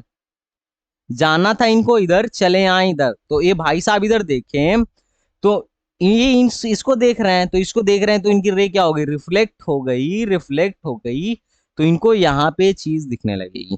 रिफ्रेक्ट ये किसकी वजह से हुआ, रिफ्रेक्शन की वजह से हुआ, रिफ्रेक्शन की वजह से हुआ। ये इसने थोड़ा फिगर में सही नहीं दिखाया, मान लो यहाँ से दिखा रहा है कि यहाँ से रिफ्लेक्शन हो रहा है, ठीक है। तो यहाँ आ गया, तो इसको अपेरेंट कहाँ महसूस होगा, कहाँ महसूस होगा, यहाँ महसूस होगा कहीं। तो इसको क्या दिखेगा, इसको क्या दिखेगा कि किसी ऊंची हाइट पे, मतलब कि इस असली में तो रखा गया है यहाँ पे इस कॉइन को, लेकिन इसको दिखेगा कि कुछ हाइट ऊपर रखा गया है। समझ में आ रहा है, समझ में आ रहा है। तो जो असली वाली हाइट है कॉइन को, इसको कहेंगे कौन सी हाइट, रियल हाइट। क्या कहेंगे, रियल डेप्थ, क्या कहेंगे। और जो दिख रहा है इसको, जो इसको अपीयर हो रहा है, जो इसको इल्यूजन में अपीयर हो रहा है, उसको कहेंगे अपीयरेंट डेप्थ। किसको समझ में आया कि अपीयरेंट डेप्थ क्या होता है, रियल डेप्थ क्या होता है, भाई बताओ यार, कितने लोगों को समझ में आया, नहीं आया। कोई ऐसा बच्चा हो जो कहे कि नहीं सर, ठीक है, मैं और एक एग्जांपल दिखाता हूँ, ठीक है, उससे तुमको ज्यादा समझ में आएगा। बिहार वाले कितने हैं इसमें,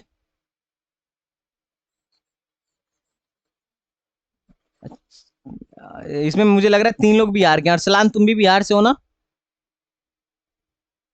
कहाँ से, यूपी से। अच्छा अच्छा, रुको, हाँ, बिहार से कहाँ, बिहार और बिहार और सी बिहार और सीबीएसई दोनों से है, देख रहा हो भाई। अच्छा, इनका देखना जरा, इनको देखना, इस मछली को देखो, इस फिश को देखो, तुम्हें पक्का समझ में आ जाएगा मसला। क्योंकि पता है पता नहीं तुम लोग बचपन में जाके मछली वछली मारते थे कि नहीं, ठीक है। ध्यान से देखो, भाला लेके नहीं, गांव गांव में पहुंच जाते हैं लोग, देखो मछली इसको यहां दिखेगी, अरे यार ये भाग गया, रुको, ध्यान से देखना, मछली इसको कहाँ दिखेगी, मछली इसको कहाँ दिखेगी, ध्यान से, मछली इसको यहाँ दिखेगी। तुम्हें पता है गांव में जब तुम भाला लेके मछली मारने जाते होगे ना, तो लोग बोलते होंगे ना, देख के, ऐसे देख के, देखो गांव में बोला जाता है कि देख के सीधा भाला से मारने मारने के लिए बोला जाता है, कि मतलब 90 डिग्री पे देख के मारिए, क्योंकि 90 डिग्री पे आप देख के मारेंगे ना, तो आपकी जो रे है, आपकी जो रे है, देखो 90 डिग्री पे मारोगे तो डेविएशन नहीं होगा ना, रिफ्रैक्शन नहीं होगा, तो जहां पे जो चीज है वहीं दिखेगी। बात समझ में आ रही है।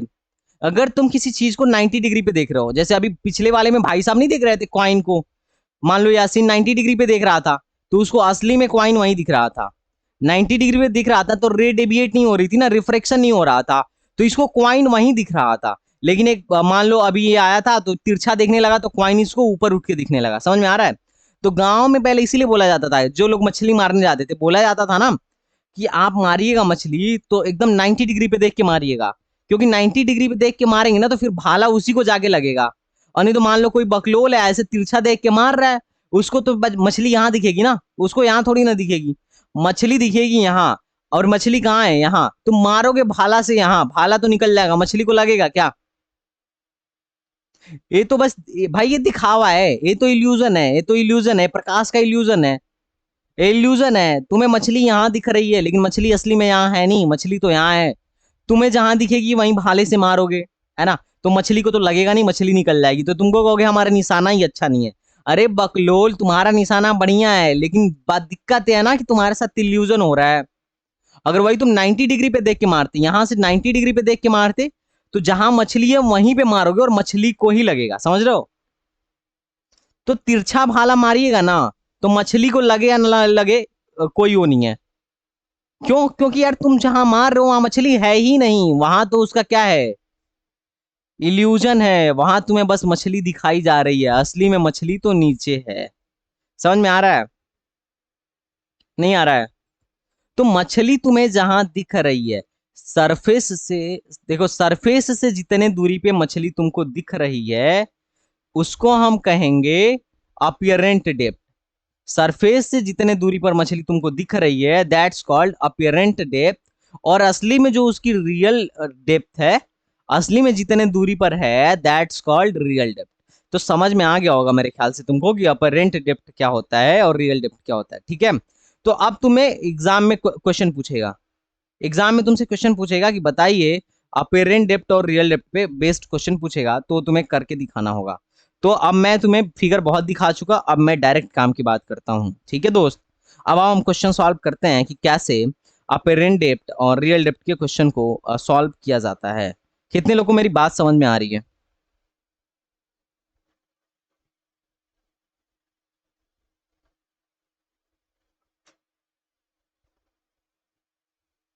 नहीं समझ में आ रही है क्या? अगर किसी को नहीं समझ में आ रहा हो तो बता दो यार, क्योंकि अब आज का ये लास्ट टॉपिक है, उसके बाद हम लेंस पे बढ़ जाएंगे। अब रिफ्लेक्शन की मैं बात करूंगा नहीं, अब मैं लेंस पे वैसे तो लेंस पे रिफ्लेक्शन ही होता है, पर अब हम लेंस फार्मूला वगैरह पढ़ेंगे। ठीक है, लेंस मेकर फार्मूला वगैरह, लेंस को सॉल्व करेंगे। हाँ बताओ, क्या हुआ? पहले वाले मिनट, अब एग्जाम्पल नहीं देंगे, अब डायरेक्ट क्वेश्चन करवाएंगे। देखो, नहीं तो जानते हो ज्यादा यूट्यूब का वीडियो दिखाएंगे ना तो कॉपीराइट इशू आ जाएगा, कहेंगे सब हमारा वीडियो यूज करता है। हाँ भाई, वो बेचारा इतना मेहनत से बनाया है और मैं तुम लोग को दिखाओ खा रहा हूँ। तो वैसे तो मुझे तो कोई लालच है नहीं, है ना, मुझे पढ़ाने से मतलब है। मुझे कौन सा यूट्यूबर में वो करके करना है ना, मोनिटाइज हो या नहीं हो वीडियो, उससे क्या लेना देना, बस तुम लोग को समझ में आ जाए, सिलेक्शन हो जाए, बहुत है। अब मेरे पास इतना टाइम तो है नहीं कि मैं बैठ के बनाऊं। क्या हुआ? अरे तो देख सकते हो लेकिन यूज नहीं कर सकते हो अपने वीडियो में उसको। अब मैं देखो अपने वीडियो में यूज कर रहा हूँ उसको, तो उसे अगर बुरा लग गया तो फिर वो कर सकता है, कॉपीराइट इशू डाल सकता है। हाँ ध्यान से देखो, कोई वस्तु यहाँ थी, ध्यान से देखना, कोई वस्तु कहाँ थी, कोई वस्तु यहाँ थी। अब ऐसा हो गया कि यहाँ पे आपकी आंख है, आपकी आंख क्या कर रही है, इसको देख रही है यहाँ से। तो रिफ्रेक्शन देखना तो इसको इधर चाहिए था, लेकिन रिफ्रेक्शन होने की वजह से इसको इतने हाइट पे दिखेगा, यहाँ दिखेगा। अभी मैं दिखाया भी कि क्यों दिखेगा। ठीक है, तो अब मान लो ये सरफेस है, तो सरफेस से यहाँ की जो हाइट है, यहाँ की जो हाइट है उसको बोलेंगे एच रियल। क्या बोलेंगे? H real. क्यों? क्योंकि रियल हाइट है वो उसकी। और जितना ऊपर उठ के दिख रहा है सरफेस से उसको बोलेंगे एच अपियरेंट। क्या बोलेंगे? एच अपियरेंट, है ना। मैं थोड़ा सही बना नहीं पाता हूँ, पर थोड़ा सा मैनेज कर लो। अब देखो कभी कभी सवाल आता है, कभी कभी, और आएगा तो बढ़िया सवाल आएगा, सिर्फ तुम ही कर पाओगे। ठीक है, ज्यादा लोग तो कर नहीं पाएंगे, लेकिन मैं तुम्हें बता रहा हूँ कि ऐसे सवालों को कैसे हैंडल करना चाहिए।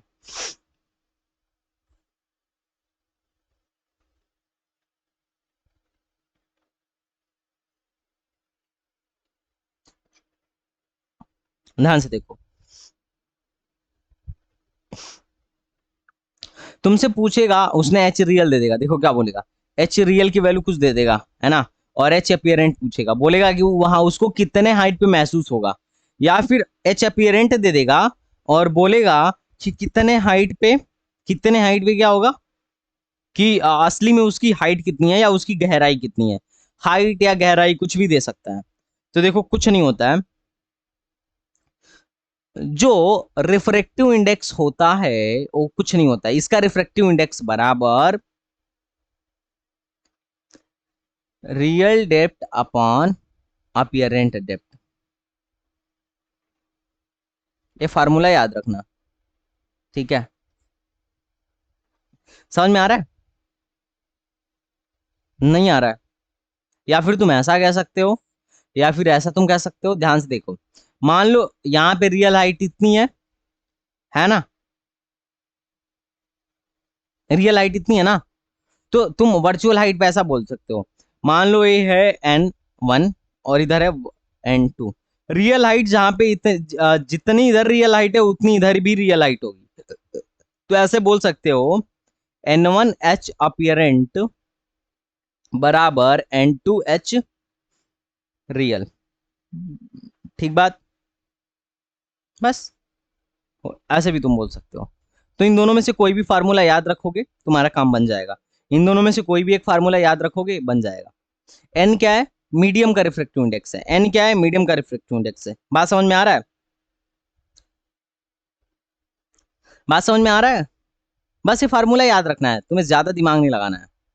अब मैं इस पे क्वेश्चन कराता हूँ, देखो कैसे कैसे क्वेश्चन आए हुए हैं। एक क्वाइन को टेम्बर में प्लेस रखा गया है, ठीक है, और इसमें पानी कम से कम 20 सेंटीमीटर तक भर दिया गया है। ठीक है, 20 सेंटीमीटर तक पानी भर दिया गया है। और इस पानी का रिफ्रैक्टिव इंडेक्स इन्होंने दे दिया है 4/3। Refractive index of water is 4/3। Calculate apparent depth of coin. यहाँ पे क्वाइन बॉटम में रख दिया गया है, तो आपको क्या कैलकुलेट करना है? D apparent. तो कुछ नहीं, तुमने फार्मूला क्या पढ़ा है? एन बराबर डी रियल, रियल डेप्थ या रियल हाइट अपन डी अपियरेंट। हाँ या ना? पढ़े हो? अरे देखो, बोलो। अब इसके लिए एन की वैल्यू क्या है? इसके लिए एन की वैल्यू क्या है? 4/3। डी रियल हमें पता है, डी रियल क्या है? बॉटम में है, तो मतलब इसकी गहराई कितनी है? जितना पानी भरे हो उतनी ही गहराई है। तो डी रियल है 20 अपॉन डी अपेरेंट नहीं पता मुझे, तो 4×5 = 20, तो डी अपेरेंट क्या हो जाएगा? 15 हो जाएगा। बस देखो 5 सेंटीमीटर ऊपर उठ के तुमको दिखाई देगा, है ना, 5 सेंटीमीटर। तो भी लोचा हो जाएगी नहीं? मान लो मछली रहती है यहाँ, तो यहाँ दिखाई देती कहीं मछली, है ना, मछली यहाँ दिखाई देती, तुम भाला इसको ऐसे मारते ऐसे निकल जाता, मछली सेफ बच जाती, है कि नहीं? और यहाँ तुम रहते, यहाँ देखती तो मछली तुमको यहीं दिखाई देती, भाला इसे मारते मछली को ही लगता है ना, शिकार मिल जाता तुमको। मेरी बात समझ में आ रही है? कितने लोग को अपियरेंट डेप्थ और अपियरेंट हाइट वाला क्वेश्चन समझ में आ रहा है? भाई कंफ्यूज नहीं होने का यार, कंफ्यूज मत हो जाना तुम लोग, ये नहीं कि मैं पढ़ा रहा हूँ तो अब कंफ्यूज हो गए। एक ही फार्मूला याद रखना है, n is equal to d real upon d apparent, या फिर height real upon height apparent. हाँ या ना? कितने लोगों को समझ में आ रहा है कि हाँ भाई मुझे, हाँ सर जी मुझे समझ में आ रहा है जो भी पढ़ा रहा हो। एक और क्वेश्चन दो, तुम लोग करके दिखाओगे एक और क्वेश्चन? भाई ये सब बहुत बहुत लोग कंफ्यूज होते हैं। तुम तो बोर्ड में ये सब करे भी नहीं होगे, ये सब न्यूमेरिकल से भाग जाते होगे तुम। कितने लोग ये सब न्यूमेरिकल करते थे बोर्ड में? कई लोग तो कहे होंगे सर हम पढ़े ही कहाँ थे बोर्ड की हम करेंगे। कई लोग तो ऐसा कह रहे होंगे ना। एनसीईआरटी में है भाई। अच्छा अच्छा।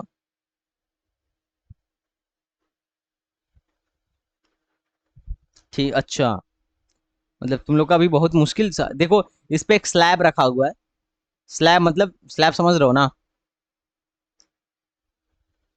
एक ग्लास का स्लैब रखा हुआ है। ग्लास का स्लैब देखे हो? दिखाऊं मैं?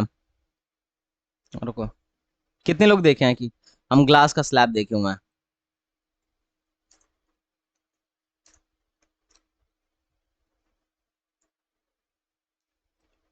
ये दिख रहा है? ग्लास का स्लैब दिख रहा है? ग्लास का स्लैब दिख रहा है? ग्लास का स्लैब, ये सारे ग्लास के स्लैब ही हैं। अब तुम इसमें मान लो, इसमें क्या हुआ ना कि इसमें किसी दूरी पे, मान लो यहाँ पे मान लो तुमने बॉटम पे कुछ रखा हुआ है। अब बॉटम पे रखा हुआ है, तुम यहाँ से देख रहे हो, तो क्या होगा, ये तुमको कहीं उठा हुआ दिखाई देगा, यहाँ पे दिखाई देगा। तो इसकी एक रियल हाइट होगी और एक अपीरेंट हाइट होगी, तो इसी पे सवाल बना देगा। बोलेगा कि आइए भाई सवाल, तो आ जाओ हम भी सवाल बनाते हैं। ये मैंने स्लैब बना दिया है, मैंने एक स्लैब बनाया हुआ है। अब तुमसे बोल रहा है कि ग्लास का स्लैब है जिसका वो रिफ्रैक्टिव इंडेक्स इन्होंने दे रखा है 3/2 है। अब बोल रहा है ना कि इसकी जो मोटाई है ये वाला 6 सेंटीमीटर है, 6 सेंटीमीटर है। What is the depth of upper surface will be spot appear the view. अब मान लो तुम यहां से देख रहे हो, तुम्हारी आंख है, किसकी आंख बना दूं? हाँ देखो फोर। अरे मैं हिंदी में, मैं कुछ इंग्लिश में लिखा हूँ क्या? मैं बोल रहा हूँ एक स्लैब है, इसकी मोटाई 6 है। अब तुम, हाँ देखो देखो भाई, ये सब बिना अभी मैंने क्वेश्चन भी नहीं पढ़ा बता दिए 4 आएगा। ये आंख है। अब तुम्हारी जो मोटी सी आंख है उसको तुम्हारा ये सरफेस कितना ऊपर उठा नजर आ रहा है? कितना ऊपर उठा नजर आ रहा है? बोलो भाई। 4 सेंटीमीटर। कूटे जाओगे। आओ करते हैं, एन बराबर क्या होगा? डेप्थ रियल, डेप्थ अपन रियल डेप्थ अपन अपीयरेंट डेप्थ। हाँ। अब देखो एन की वैल्यू क्या है? 3/2। रियल डेप्थ कितना है? कितना कितना रियल डेप्थ है? तो इसकी मोटाई जो है वही रियल डेप्थ है ना, 6। और अपीयरेंट डेप्थ कितना है? मान लो हमको नहीं पता, मान लो एक्स है। अब इसको काटो, 3 दूना 6, एक्स की वैल्यू क्या आ गई? 4। तो यहां से कितने के हाइट पे दिखेगा मुझे? 4 सेंटीमीटर के हाइट पे दिखेगा। लेकिन हमसे ये थोड़ी ना पूछा है ये ऊपर से कितने हाइट पे दिखेगा, हमसे पूछा है नीचे से कितना उठा हुआ दिखेगा। तो अगर ऊपर से 4 पे दिख रहा है तो नीचे से कितने पे? 2 सेंटीमीटर पे। तो यार देखो तुम लोग ध्यान में देना, पूछ क्या रहा है? ऊपर से पूछ रहा है या नीचे से पूछ रहा है ना? यार तुम लोग तो गड़बड़ कर दोगे यार। चार चार आंसर बोल रहे थे, क्वेश्चन में आंसर आया 2, है ना? तो ऑप्शन में 4 भी होगा और 2 भी होगा। अरे नहीं ये जुबैर और यासीन है, ये सब क्वेश्चन नहीं सुने सब। पहले आंसर फार्मूला मिल गया, झोंक दो उसको, है ना? अरे कोई नहीं, हम लोग भी ऐसा करते थे यार, कोई टेंशन नहीं है, बढ़िया काम कर रहा हो। तो यार मेरे ख्याल से रिफ्रैक्शन में मजा आ गया होगा तुमको, सब समझ में आ गया होगा। अब तुमसे कुछ भी पूछ लिया जाए ना, बता दोगे मेरे ख्याल से, अगर तुम ध्यान से मेरी बातों को सुने होगे तो। एक चीज और, एक चीज और, स्नेल्स लॉ का थोड़ा ग्राफ बना लेते हैं, आ जाओ, क्योंकि अब मैं तो, मेरा टाइम हो गया, मुझे जाना होगा। देखो 10-14 हो गया, काफी लंबा क्लास हो गया ना। अरे करेंगे यार, एग्जाम मेरा खत्म हो जाए तो, काहे टेंशन ले रहे हो हैं? बड़ी जल्दी टेंशन में आ जाते हो। कल 11, कल के बाद से मैथ्स का हम करेंगे, हैं? स्नेल्स लॉ का थोड़ा सा ग्राफ बनाते हैं। क्या हुआ? अभी तो नहीं होगी, आज भी नहीं होगी, और कल के बाद होगी, कल के बाद। देखो, अगर, अरे यार 2 घंटे की क्लास, आज 2 घंटे की क्लास है, देखो। यार तुम कैसी बातें कर रहे हो यार, हम पढ़ाने से कभी वो नहीं हटते हैं। और स्नेल्स लॉ की थोड़ा सा बात करो, स्नेल्स लॉ में अगर तुम्हें बोला जाए कि साइन आई और साइन आर के बीच में ग्राफ बनाइए, तो कैसा ग्राफ बनेगा? हाँ बताओ, ग्राफ कैसा बनेगा साइन आई और साइन आर के बीच में?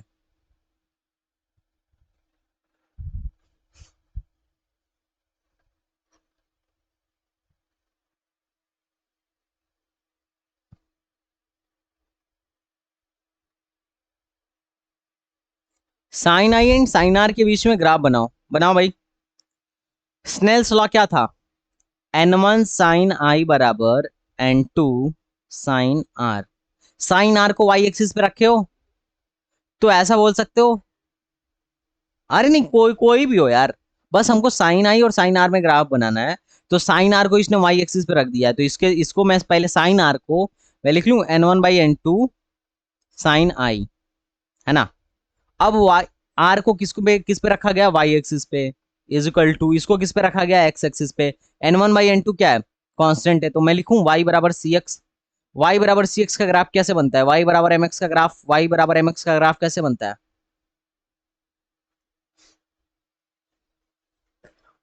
वाई बराबर एम एक्स का ग्राफ यही बनता है ना? मैं भूल गए क्या तुम लोग यार? स्ट्रेट लाइन कौन पढ़ाया था तुम लोग को? शायद मैं ही पढ़ाया था, पढ़ा दिया हूँ स्ट्रेट लाइन। अरे बोलो।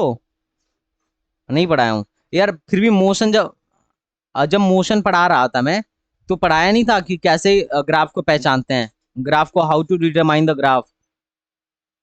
यार ऐसे ऐसे क्वेश्चन हजारों करवाया होगा यार। वाई बराबर एम एक्स का कर्व नहीं तुम्हें समझ में आ रहा है कि ये वाई बराबर एम एक्स का कर्व है? अगर साइन आई और साइन आर का कभी ग्राफ पूछे तो, देखो याद नहीं करना है हमें, फार्मूला याद रहेगा तो हम कर्व बनाना सीख जाएंगे, ठीक है? तो याद नहीं करना है कोई भी ग्राफ, हमें बस पहचानने आना चाहिए कि कौन सा किसका ग्राफ है। समझ में आ रहा है? अरसलान, ने वाला सवाल समझ में आया है? पूछा हुआ एग्जाम में।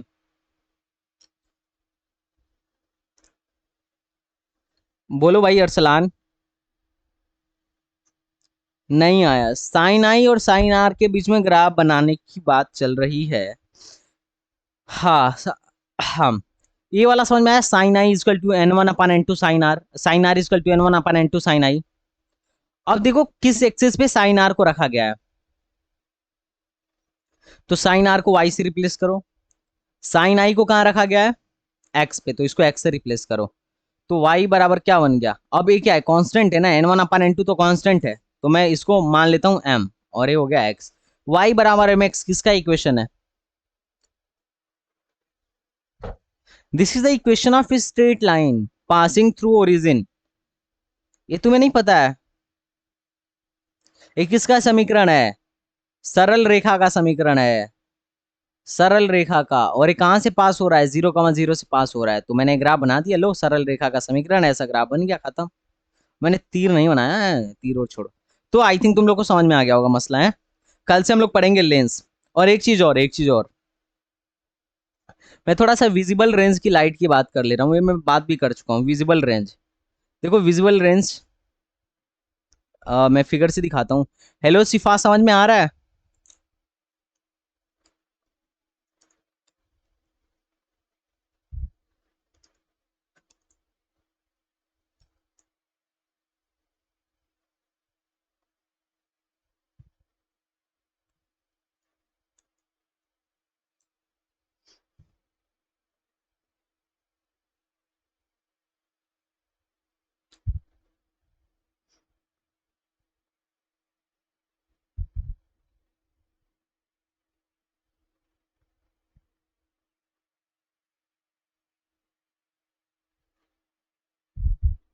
ये थोड़ा ध्यान से देखना गाइस, ये क्या चल रहा है यार, नहीं बहुत बेकार बेकार माहौल है। मैं तुम्हें एक विजुअल रेंज का दिखा देता हूँ एक बार।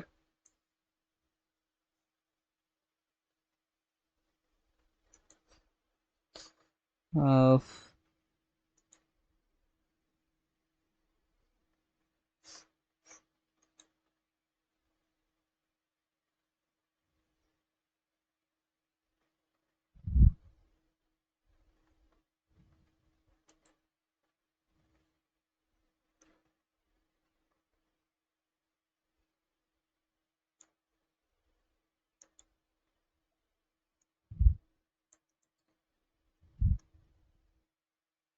मैंने वैसे तो इसको पहले भी बताया हुआ है, थोड़ा ध्यान से सुनना। जो भी सन से लाइट आती है, सन से जो इलेक्ट्रोमैग्नेटिक्स जितनी भी वेव्स हैं, उसमें जो विजिबल रेंज वाली लाइट है ना, विजिबल रेंज वाली लाइट वही हमको दिखती है। हाँ या ना, बोलो।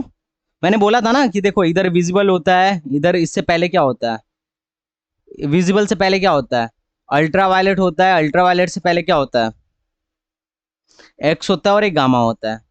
अब जो अल्ट्रावायलेट से कम वाली हैं, इनके पास एनर्जी बहुत ज्यादा होती है। मैं बोला था एक्सरे के पास इतनी एनर्जी होती है कि तुम्हारे मांस को अंदर तक भेज देता है ना। और मैंने दिखाया भी था कि एक्सरे कैसे लेते हैं। तो इन सबको तो क्या करता है, ओजोन परत यहीं पे रोक देता है। अब विजिबल वाली जो है ना, वही हमको दिखाई पड़ती है। अब विजिबल में देखो क्या क्या होता है, विजिबल का रेंज जो होता है ना, 4,000 एंगस्ट्रॉम से 8,000 एंगस्ट्रॉम वेवलेंथ होता है इसका। ठीक है, तो ये जो 4,000 है ना, वो 400 नैनोमीटर है। नैनोमीटर को एंगस्ट्रॉम में बदलोगे तो 4,000 हो जाएगा। अरे नैनोमीटर को एंगस्ट्रॉम में बदल लेना, है ना, क्यों भी बदलना सिखाऊं, नहीं आता है बदलने। ठीक है, अब देखो यहाँ पे जो स्टार्ट होता है ना, 400 से वायलेट से स्टार्ट होता है। तो वायलेट का वेवलेंथ क्या है, सबसे छोटा या सबसे बड़ा, बोलो। अरे सबसे छोटा है ना। और रेड का वेवलेंथ सबसे बड़ा, सबसे छोटा वायलेट और सबसे बड़ा रेड। रेड का वेवलेंथ विजिबल विजिबल रेंज में सबसे छोटा वायलेट, उसके बाद विबग्योर पढ़े हो ना, VIBGYOR, violet, indigo, blue, green, yellow, orange, red. ठीक है, तो इधर जाओगे ना, वायलेट से आगे रेड की तरफ जाओगे तो वेवलेंथ क्या होगा, बढ़ेगा। अब तुम्हें पता होगा कि जिसका जितना बड़ा वेवलेंथ होगा ना, उसके पास एनर्जी उतनी कम होगी। देखो एक्सरे इधर था, एक्सरे इधर था, तो इसका वेवलेंथ छोटा था तो एनर्जी बहुत ज्यादा था, है ना।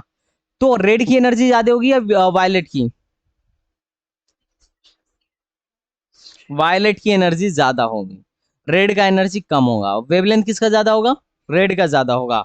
और वायलेट का, रेड और वायलेट का वेवलेंथ कम होगा। तो मेरी बात समझ में आई। तो कई बार एग्जाम में वो लोग कंपेयर करवाते हैं, बोलेंगे कि वे lambda yellow, lambda yellow, lambda violet, lambda red, इनमें सबसे ज्यादा वेवलेंथ किसका है? या ऑर्डर क्या है पूछेंगे, बताए बोलेंगे ऑर्डर लिखो, ऑर्डर, ऑर्डर लिखो। जैसे एक एग्जांपल लो, देखो ये सवाल देखो, सवाल देखो, सवाल देखो, सवाल देखो, सवाल से करो, सवाल से बड़ी मजा आएगा। सवाल करो, ऐसे क्वेश्चन कई बार एग्जाम में आए हुए हैं।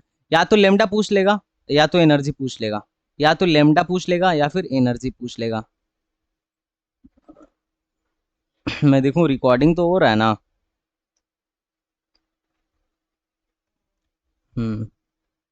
बताओ भाई। नहीं आ रहा है क्या? Which of the following is correct, lambda वमडा? हाँ, ये कह रहा है समझ नहीं पा रहे हैं। अरे भाई पूछ रहे लेमडा किस, ये बड़ा का चिन्ह है भाई, ये बड़े का चिन्ह होता है। अब हिंदी मीडियम से पढ़े हो ना तुम भी, देखो मैं भी छोटा था तो हिंदी मीडियम में था, है? तो मुझे भी ज्यादा समझ में नहीं आता था कि एक बड़ा वाला चिन्ह कौन सा था, छोटा वाला। ये सीबीएसई वाला ज्यादा अच्छे जानते हैं सब। बताओ जी सीबीएसई वाले। हाँ बताओ, किसका किसका बड़ा होगा? तुम बताओ कौन सा ऑप्शन करेक्ट है, कौन सा ऑप्शन करेक्ट है? बी ऑप्शन बिल्कुल। देखो विवग्योर, विवग्योर होता है ना, हमको पता है जब इधर से इधर जाते हैं तो लेमडा बढ़ता है। तो देखो वाई का लेमडा ग्रीन से बड़ा होगा, तो वाई का लेमडा ग्रीन से बड़ा होगा, उसके बाद ब्लू का उससे भी छोटा होगा। तो ये वाला पक्का करेक्ट आंसर है ना। This is correct answer. अगर यही तुमसे एनर्जी की बात कर लेता तो क्या करते हैं? एनर्जी के लिए बताओ। हाँ, नहीं ये लेमडा, लेमडा नहीं, एनर्जी, एनर्जी की बात करो, एनर्जी, एनर्जी। मान लो दिया हुआ है energy yellow, energy green, energy blue. सबसे पहले किसको लिखें? उसके बाद उससे छोटा लिखूंगा, उसके बाद सबसे छोटा लिखूंगा। सबसे पहले किसको लिखूं? हाँ, पहले ब्लू, एनर्जी ब्लू, फिर एनर्जी ग्रीन, फिर एनर्जी येलो। हाँ देखो पकड़ लिया। तो सिंपल है यार। तो देखो इस टाइप के क्वेश्चन बहुत ही ज्यादा पूछे जाएंगे, ठीक है, बहुत ही ज्यादा पूछे जाते हैं, और इसी के करस्पॉन्डिंग मुझे आंसर देना होता है। अच्छा मैंने एक और बात बताया था कि जो जो म्यू होता है, जो म्यू होता है लेमडा पे भी डिपेंड करता है ना। यही बताया था। तो इस वाले बात को मैं कल फिर से दोहराऊंगा, तुम लोग ना मुझे बताना, ठीक है। और उसके बाद हम लेंस और प्रिज्म पढ़ेंगे। तो देखता हूँ कितने लोग को समझ में आता है। तो देखो मैं सिंपल बहुत अप्रोच रखने की कोशिश किया हूँ कि रिफ्लेक्शन तुम्हें अच्छे समझ में आए। अब तुम बकलोल ही करोगे, तुम्हें नहीं समझ में आएगा, तो अब मैं क्या कर सकता हूँ यार। मैं अपनी तरफ से पूरी कोशिश कर रहा हूँ, ठीक है, कि समझ में आए। अब कई लोग इसमें हो सकते हैं जिनको ना समझ में आया हो, तो यार शर्माना नहीं है, ठीक है, बता देना है जहां ना समझ में आए। मैं बहुत ही आराम से ऑप्टिक्स पढ़ाऊंगा तुमको, ठीक है। मैं थोड़ा सा दर्पण अच्छे से नहीं पढ़ा पाया था, लेकिन दर्पण भी मजा आ जाता तुमको। लेकिन जानते थोड़ा तबीयत मेरी खराब थी, अभी भी खराब ही चल रही है, लेकिन क्या करें यार, अब पढ़ाना तो पड़ेगा ना। तो भाई कितने लोगों रिफर, अरे पता नहीं क्या हो गया यार, सर्दी खांसी हो गया, छींक बहुत ज्यादा आ रहा है और सर दर्द बना रह रहा है, गले में खराश टाइप का रह रहा है। तो थोड़ा सा मैं परेशान हूँ, दिखा रहा हूँ कई जगह, अभी थोड़ा सा सही नहीं है। हाँ भाई बताओ, किसी को कोई डाउट हो तो बताओ, रिफ्रैक्शन में किसी को कोई डाउट हो तो बताओ।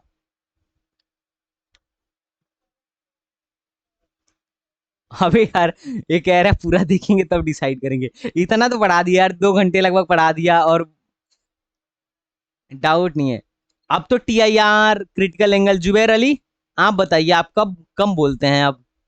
एग्जाम का प्रेशर है या फिर कोई और रीजन समझा जाए? अच्छा कुछ नहीं है ना, तो प्रेशर है ना कोई रीजन है, तो आंसर आंसर बताया करो थोड़ा। अरसलान, अच्छा नॉर्मल है। तुम बताओ भाई अरसलान, समझ में आया कि नहीं आया? रिफ्लेक्शन पढ़ के कैसा लगा? मैं वीडियो में, हाँ बोलो। समझ में आ गया ना सारा? सारा डाउट मेरे ख्याल से क्लियर